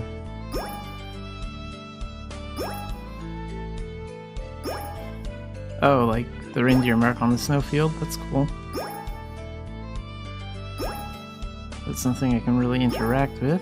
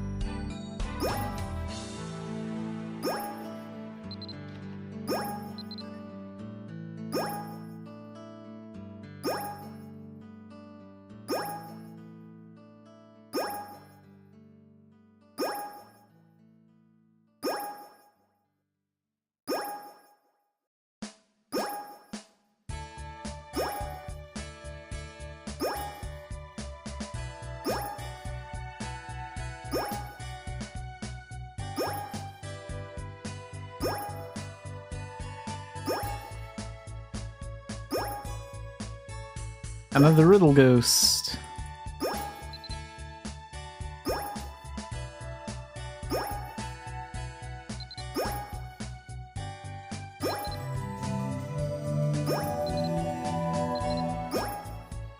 Yeah, we didn't get points for that one though.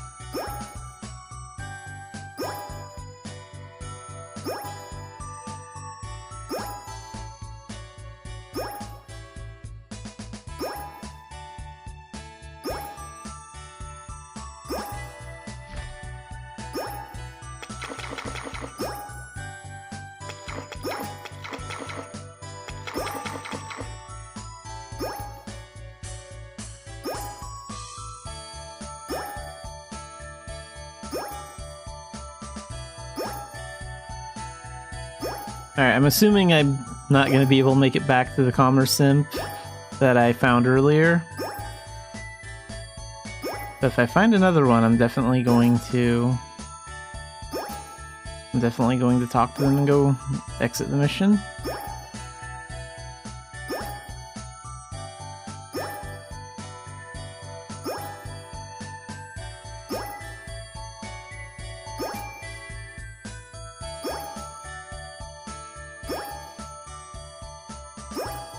Wandering merchant. I only have one coin. I don't think I can really buy anything from him.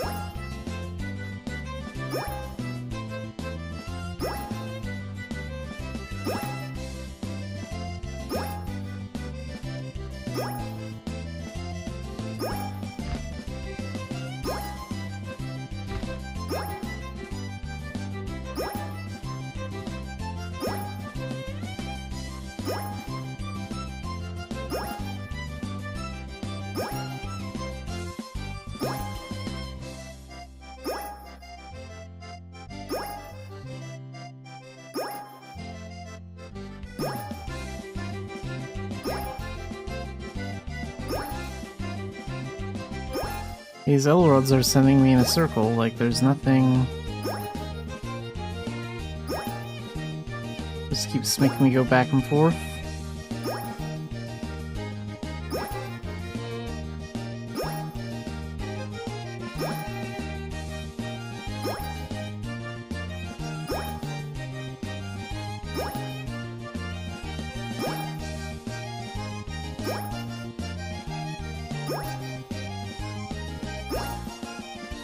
And no food left, so I can't boost my health anymore. Pretty soon we're going to be in a deadly state. I have a little over a minute. Might have like a minute and a half if I'm lucky.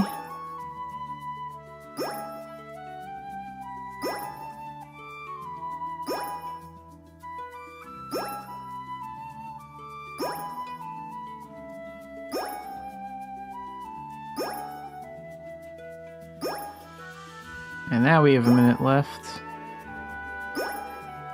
Plus slow movement speed.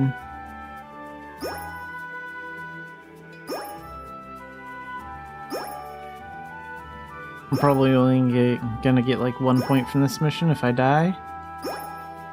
Might get like 2 or 3 points if I find an imp.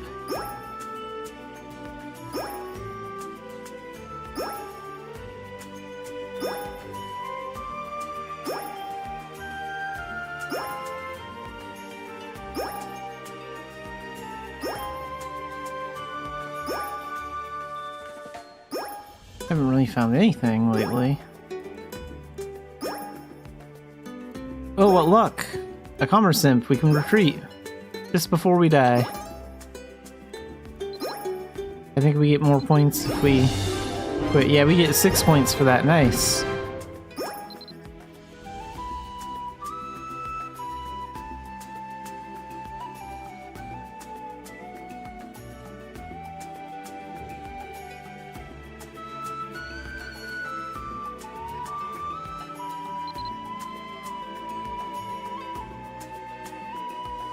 And now we can claim the EXP fruit. Because we have a total of 1,000 points, 1,003.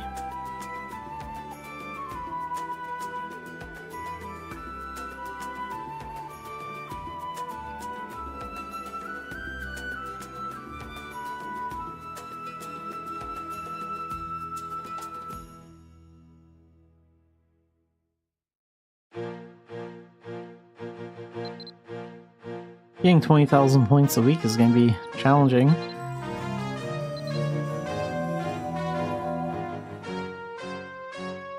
So how long before these fruit expire? Oh, they don't expire, that's nice. That means I can save them.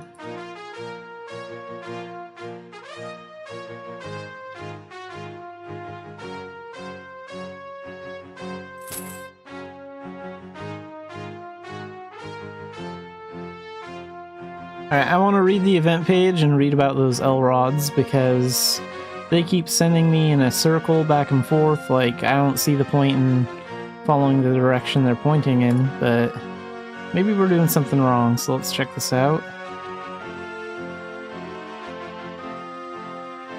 Supply kits, relics. Does it explain anywhere how the L-rods work? Let's see, each run, during runs you'll find relics and treasure chests that will aid or curse you.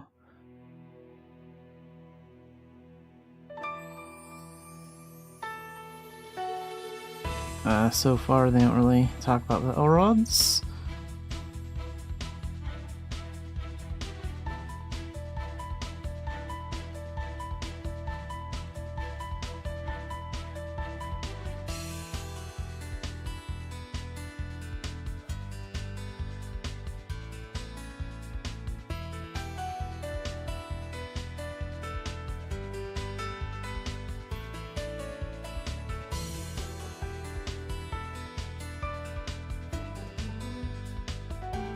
Yeah, they don't really explain how the L-rods work.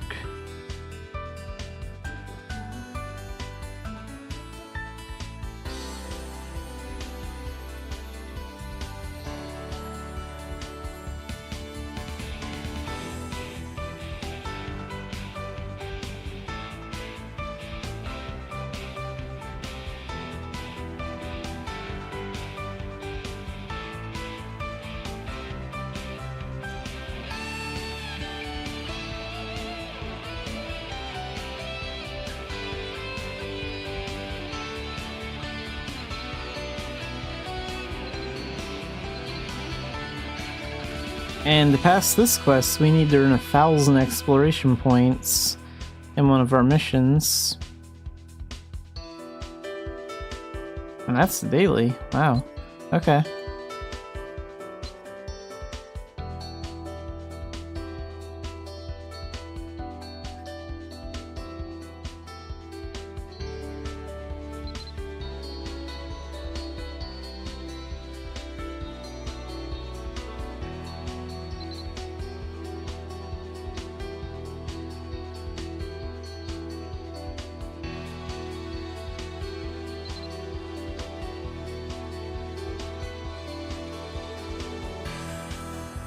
Let's use one of the challenge runs. Why not? Just see what it's like, how different it is.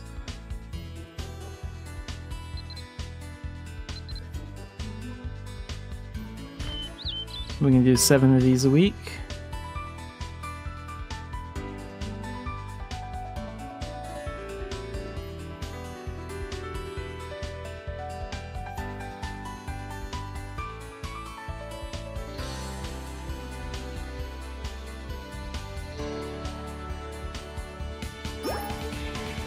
Herbs. I'll try following the direction they're pointing in, but usually it just sends me going in circles. Like now it's telling me go back this way.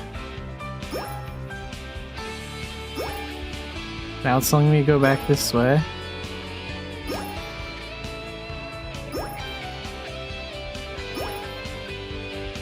I guess eventually it leads to something.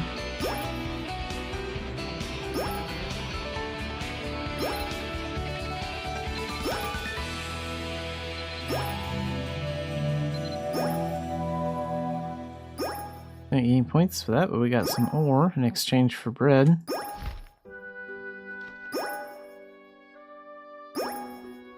Brutal Ghost.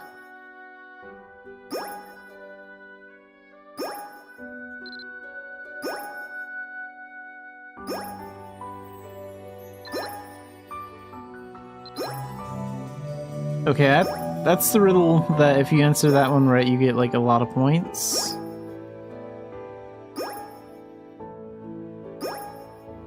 If I could just get 200 more points, we could pass the daily.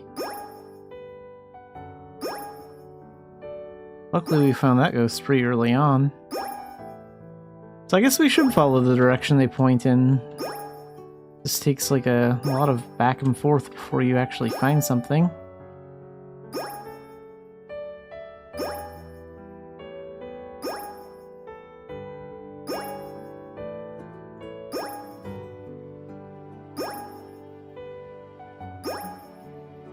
Is this gonna lead anywhere? Going in a big circle.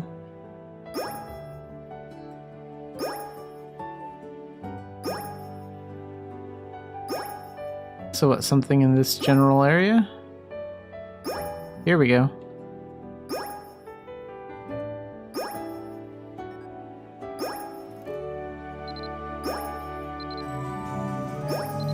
Hey, some mushrooms and some cheese. That's nice.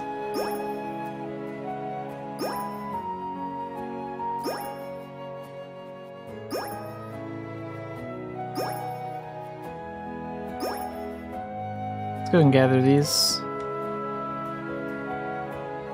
I think we can get like 3 mushrooms from each spot. That's what I could get last time.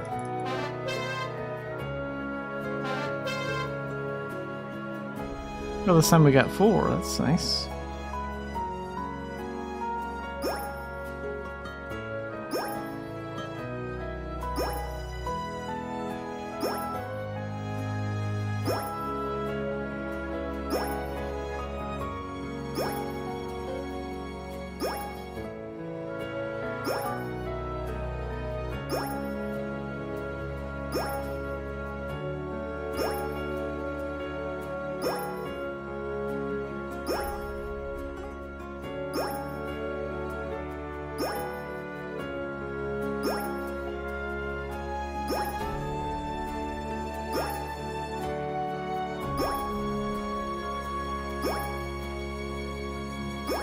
So I guess you're just supposed to follow the direction they point in, over and over, even if it sends you in a loop until it eventually gets it right and finds something.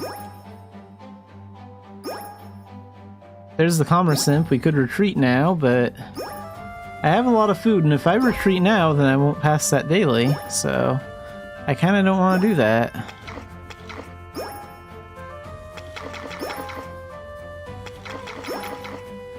We don't get as much energy for food in a challenge mode one.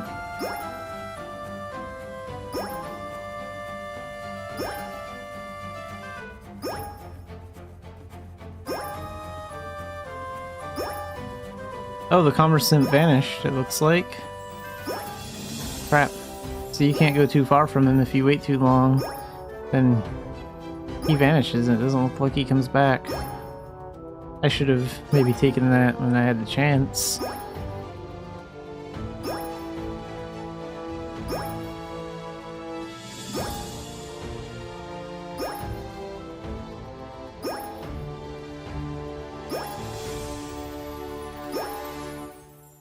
The way these L-rods work is a little ridiculous. There's like no strategy behind it, they sort of send you into random directions until it eventually points you to something useful.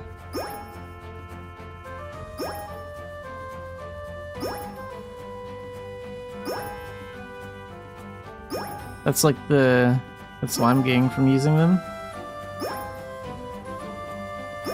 Ore, I don't need ore.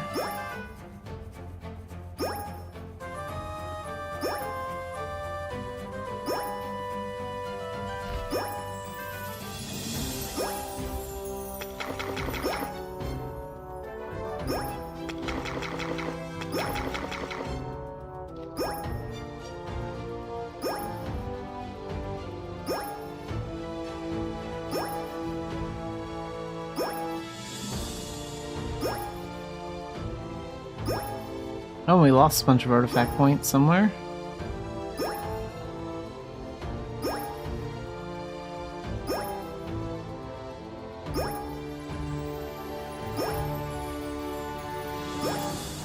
Yeah, I should have retreated when I found that Commerce Imp.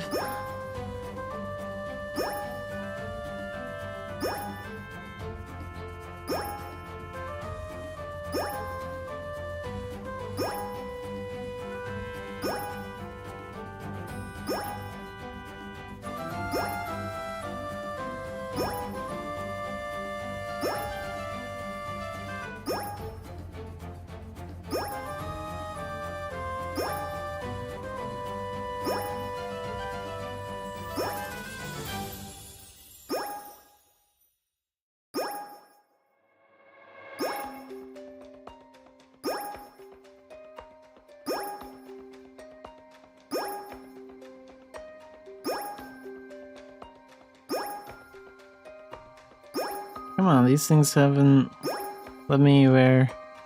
I haven't found anything yet. Following the direction they've been pointing in for a long time.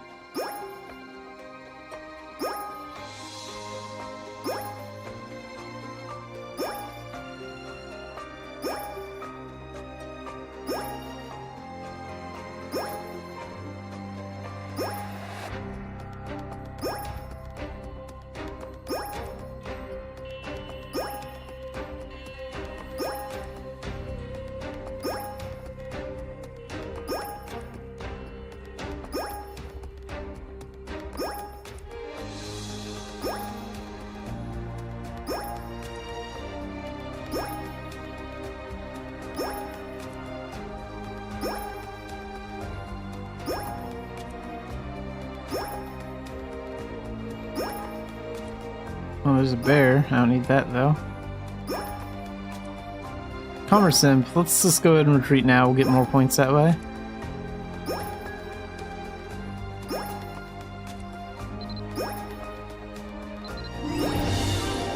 Two points. That's not much. Let's restore these two artifacts.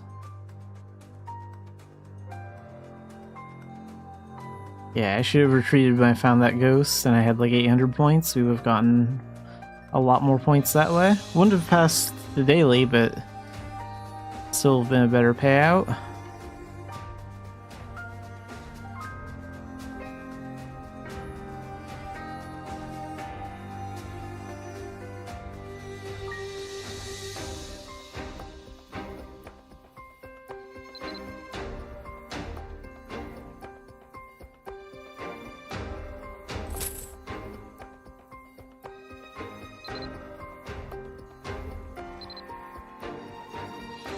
Okay, let's try normal mode again.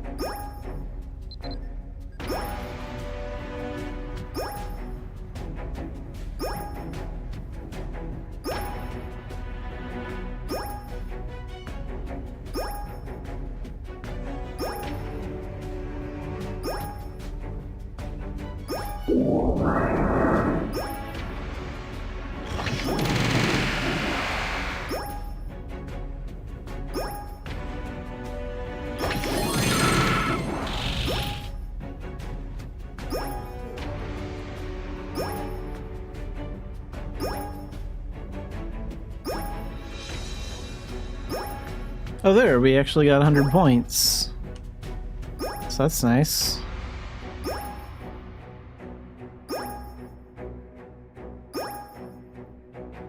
If I can find that ghost and get those 800 points again, we might have a chance of getting 1,000.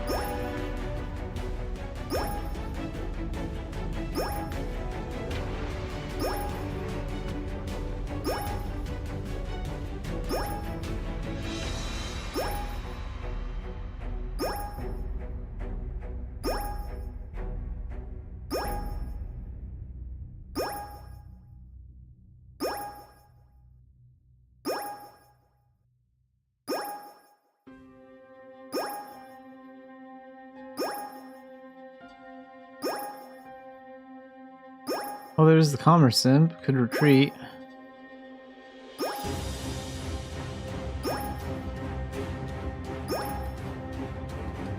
Riddle Ghost.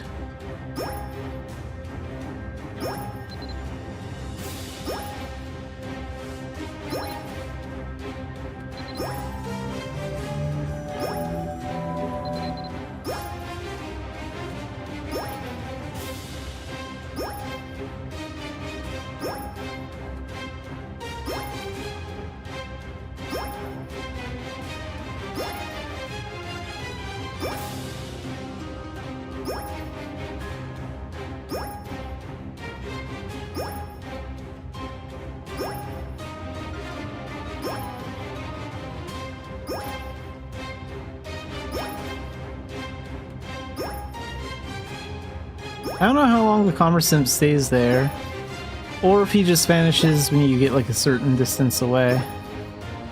Not quite sure how that works. But we do need to eat something or we are going to die pretty quickly.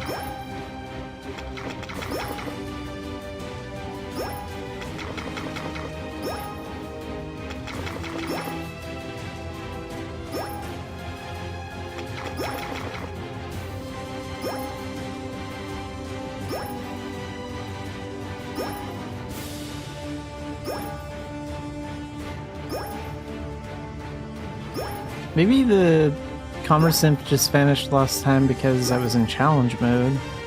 This one's sticking around.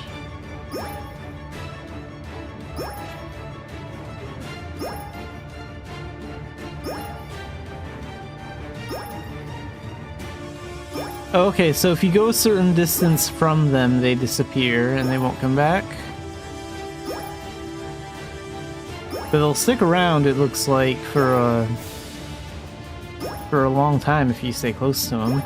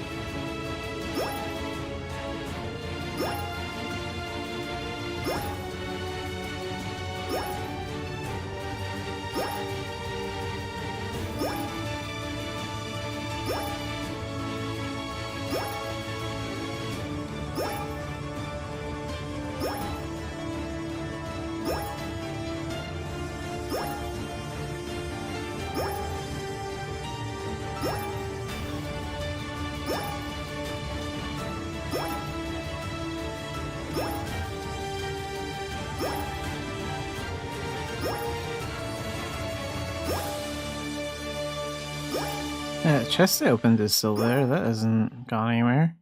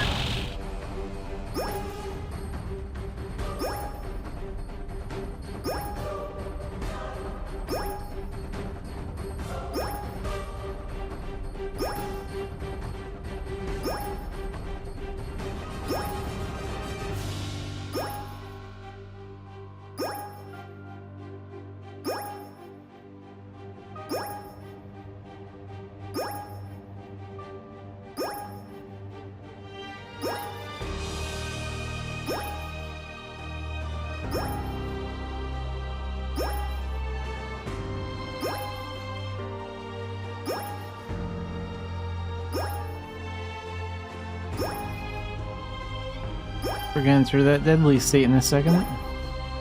Some ore. Don't need that right now. Yeah, we're dead in another minute. I doubt I'll find another commerce simp, not unless I'm really lucky.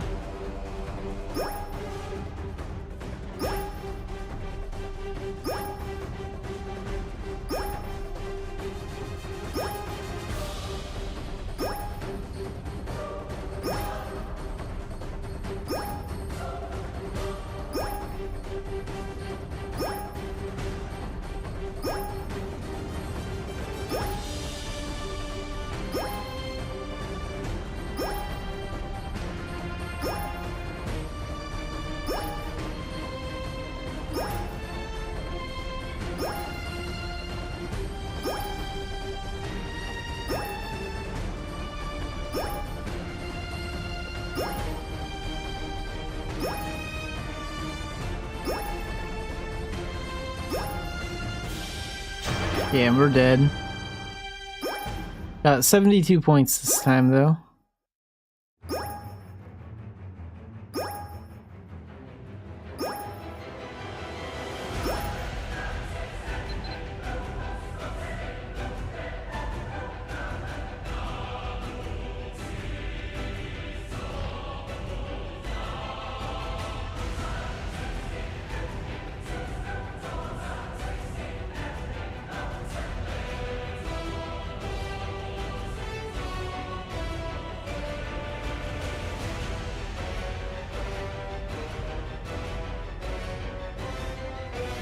So, how many points do we have? 1,077.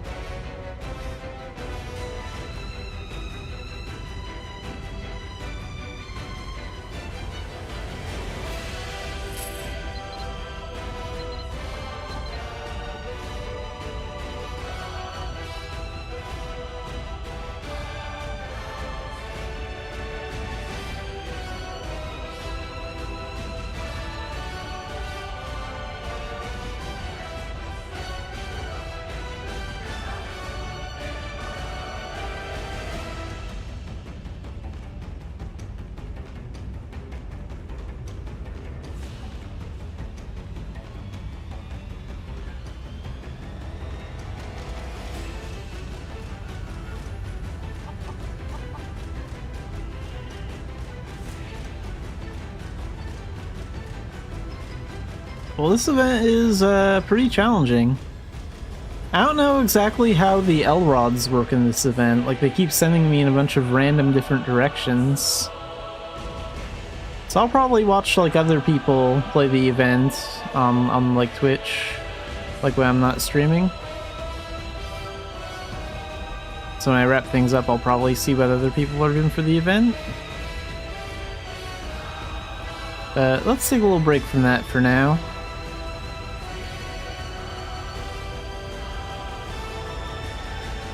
I don't know if I want to do a veteran dungeon today or not. Let's go find out what it is, and then I'll decide.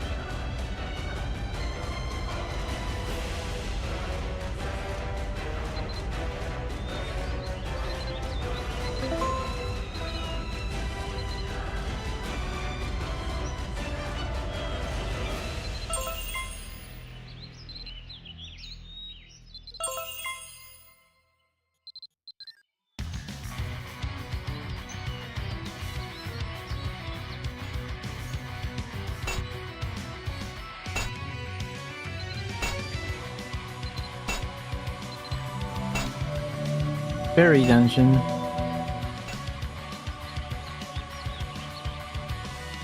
And what's the normal one?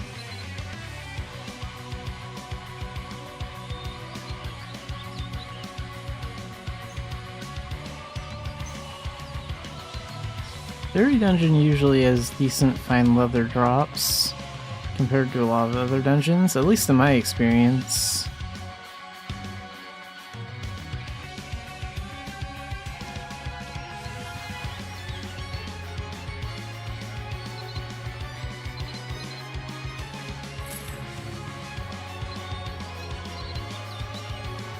Albi dungeon. Yeah, let's do Berry dungeon on veteran mode.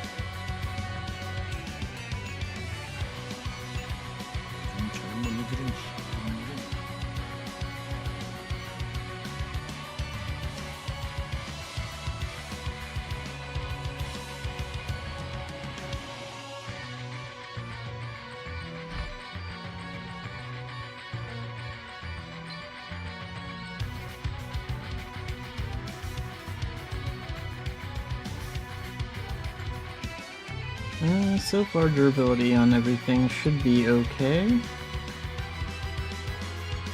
Yeah.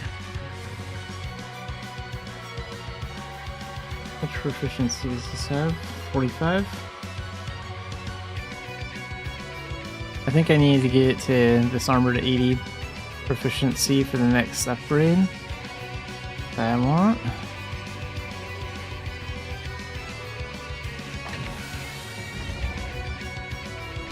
And let's use that potion too. Ball bags. And let's go in. So here's the pass. And then maybe I'll be on veteran mode since we have this unlimited veteran pass I picked up yesterday, I believe.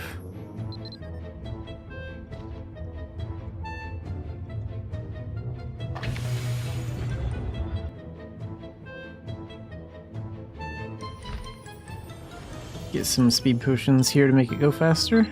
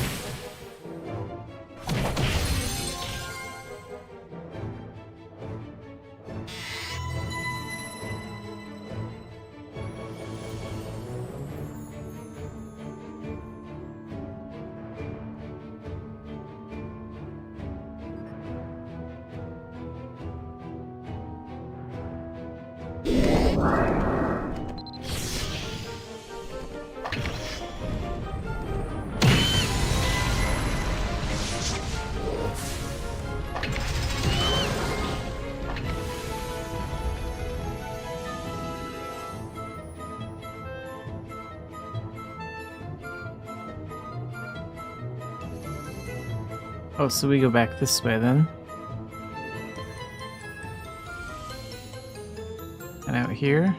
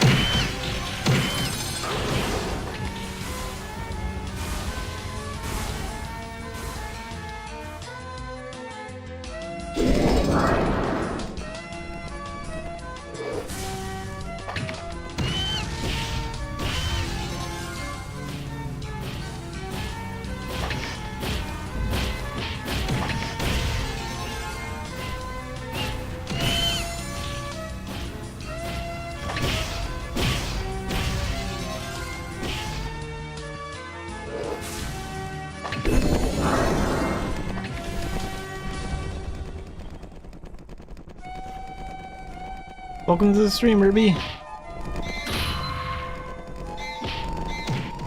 That new Idia Expedition event is pretty challenging. I just got done doing a few runs on that.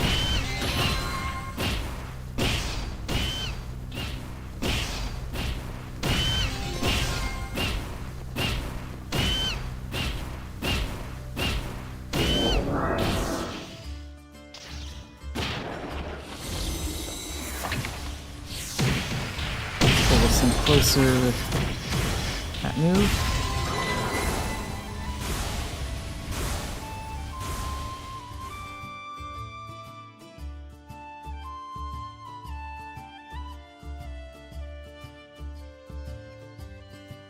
Oh, that leads to a dead end. So not that way.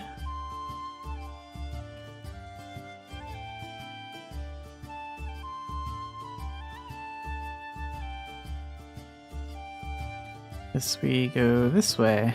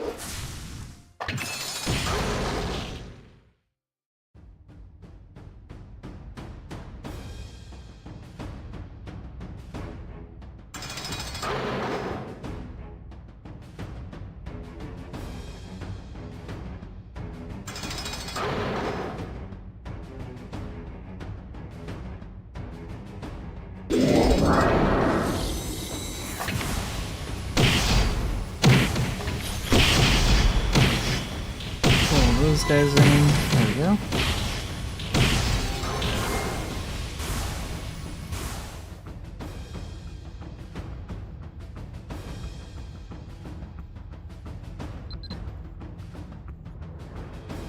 Okay, cool. That's like cool. I didn't even noticed that map icon until just now.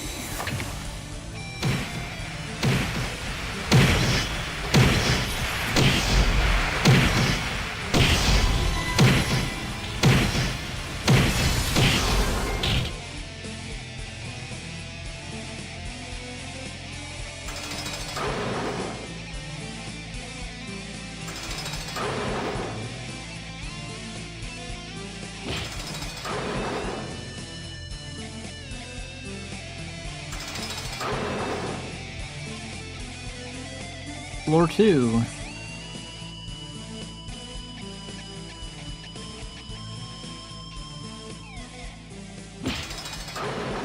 Lucky guess with that orb.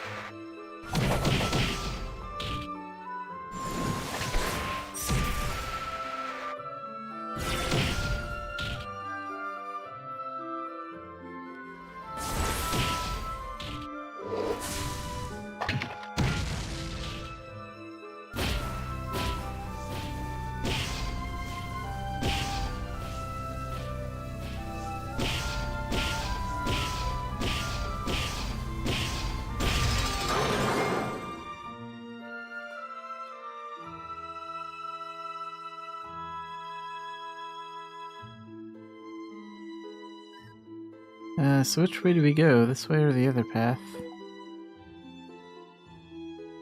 Looks like this way.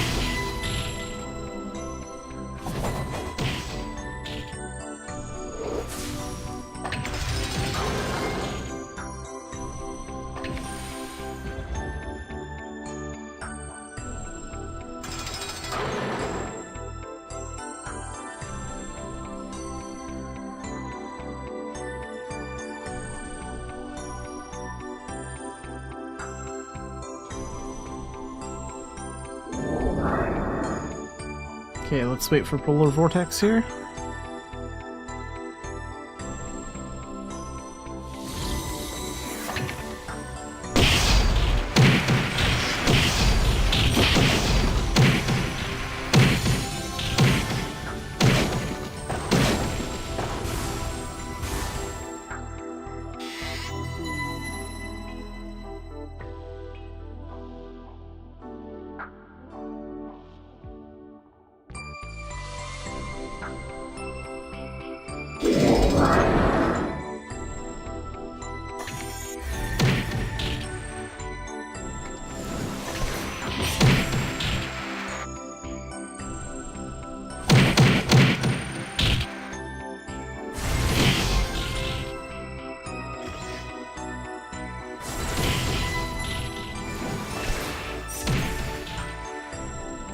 Oh, we have the boss key now, that's good.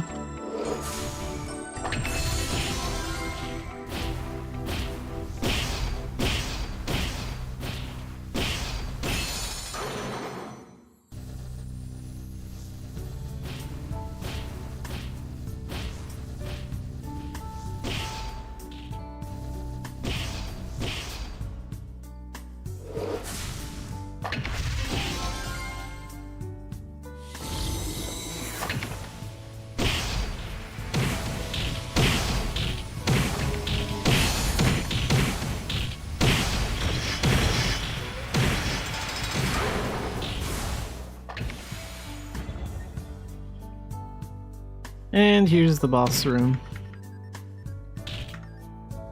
So there are, what, 5 of these guys? Good news is they're all pretty close together right now, so that's gonna make this first meteor kind of easy. We can get like 4 of them at once. Oh, 3 of them. Still pretty good. Time shift, and 2 more times.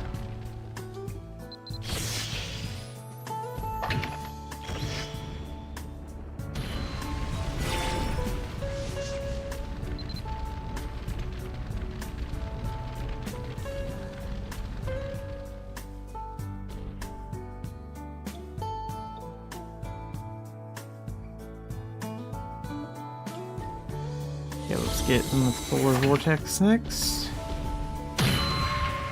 Nice, we all 3 of them in that.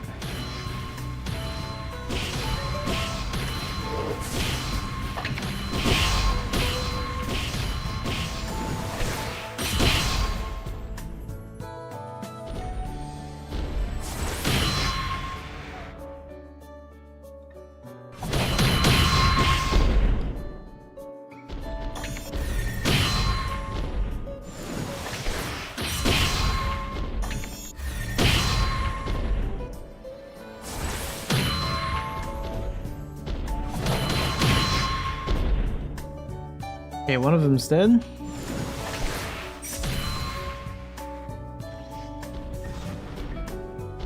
Use that.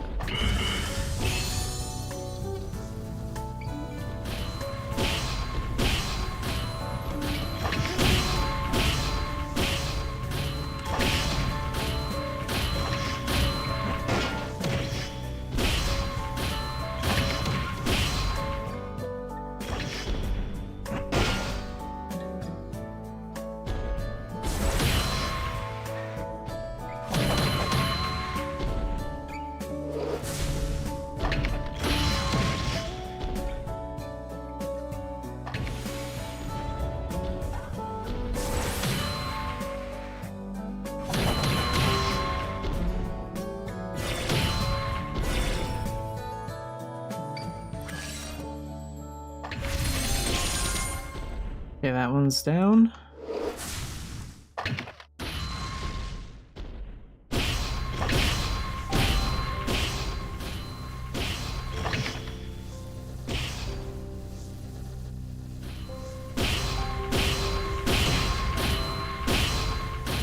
And this one's the last ogre left.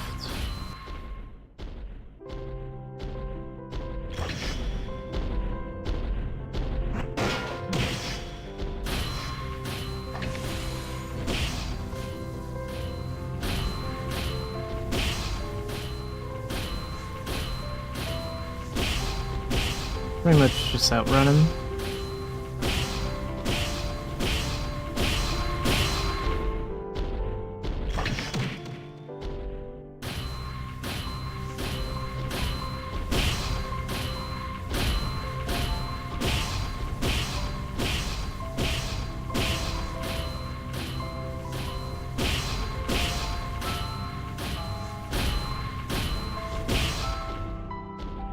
Do this.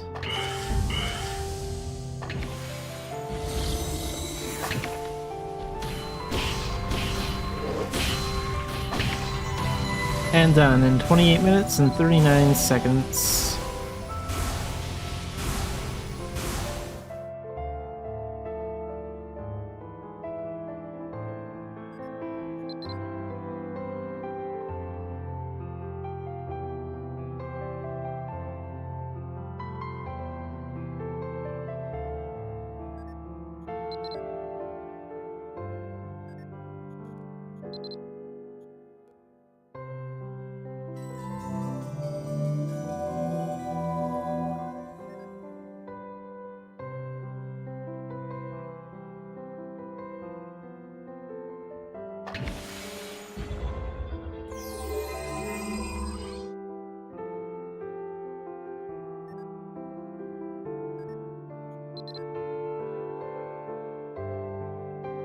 And we have Albi Dungeon for the normal daily dungeon, so I'll do that one on veteran mode since I have an unlimited veteran foamer pass.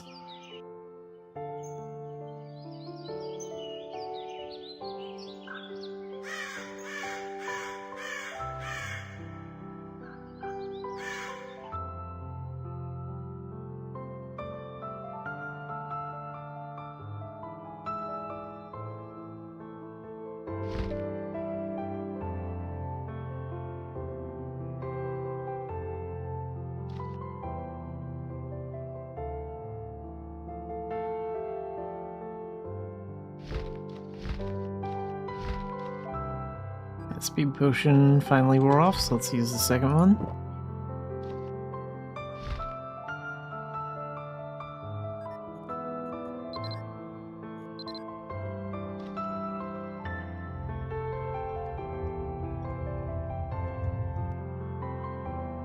Been a little bit of lag today. How populated is the server? Not that bad.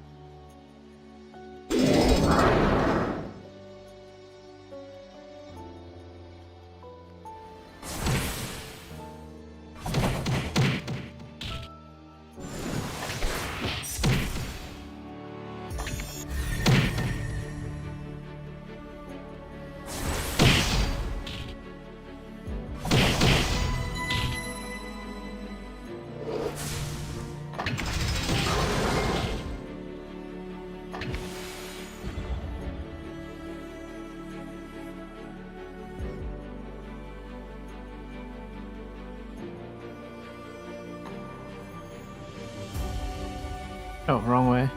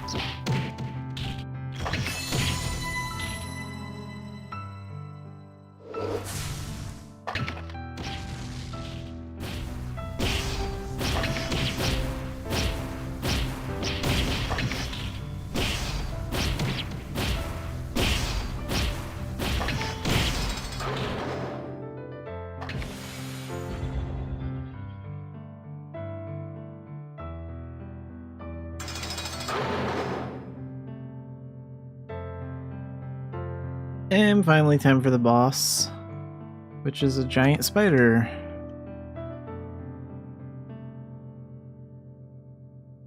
Get rid of this one first.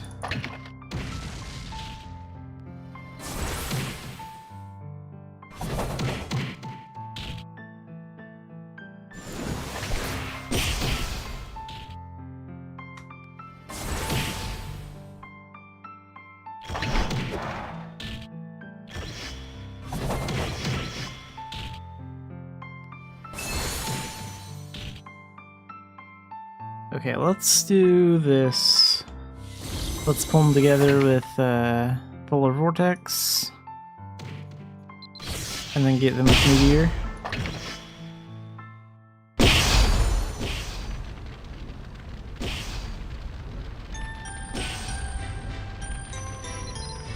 Took out almost 20% of that spider's HP. Then Snapcast. And 2 more meteors. 1 and 2.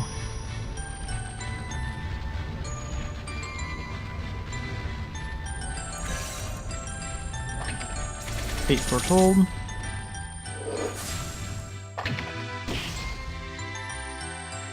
And let's... Oops.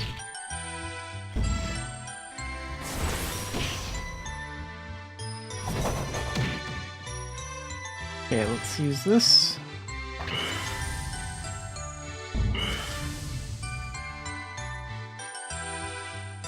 I think for the rest of the spider fight, I'll actually switch to using magic skills just so I can keep my distance. I think that's a little bit easier for the spider boss.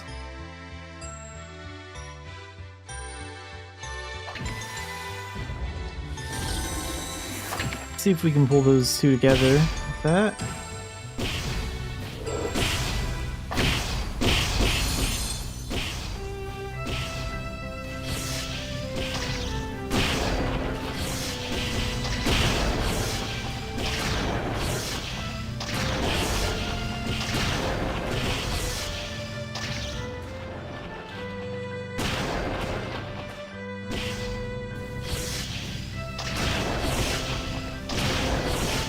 So now we'll just keep using Thunderblight and Thunder until the spider's dead.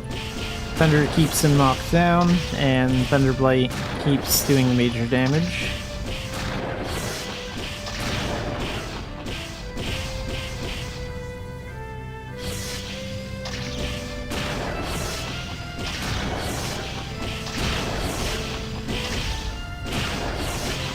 And done in 29 minutes and 50 seconds.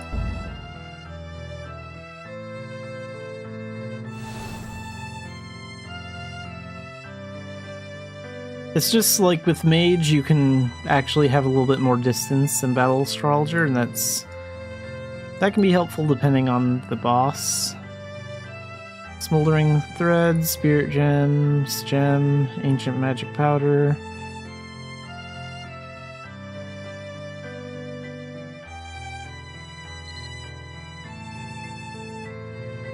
Alright, and the daily dungeon is done.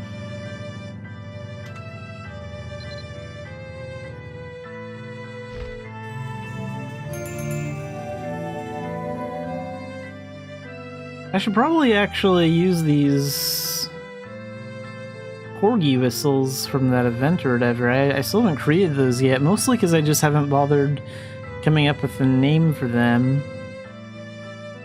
But I still plan on creating those two corgis because their lovable Yip skill that gives like 500 HP, MP, and stamina is really helpful for a mage when you're like running low on MP. I just haven't bothered creating them yet because I don't want to bother thinking of names for them. But maybe I'll do that like tomorrow or this weekend or something.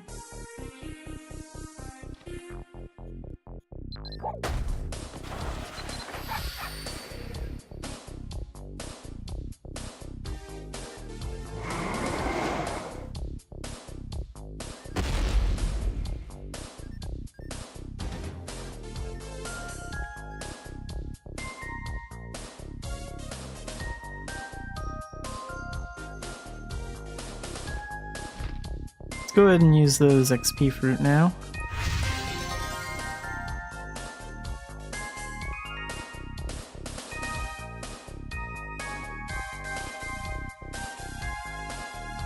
And I guess it makes sense to quit in Idia since I'll be doing the event over there.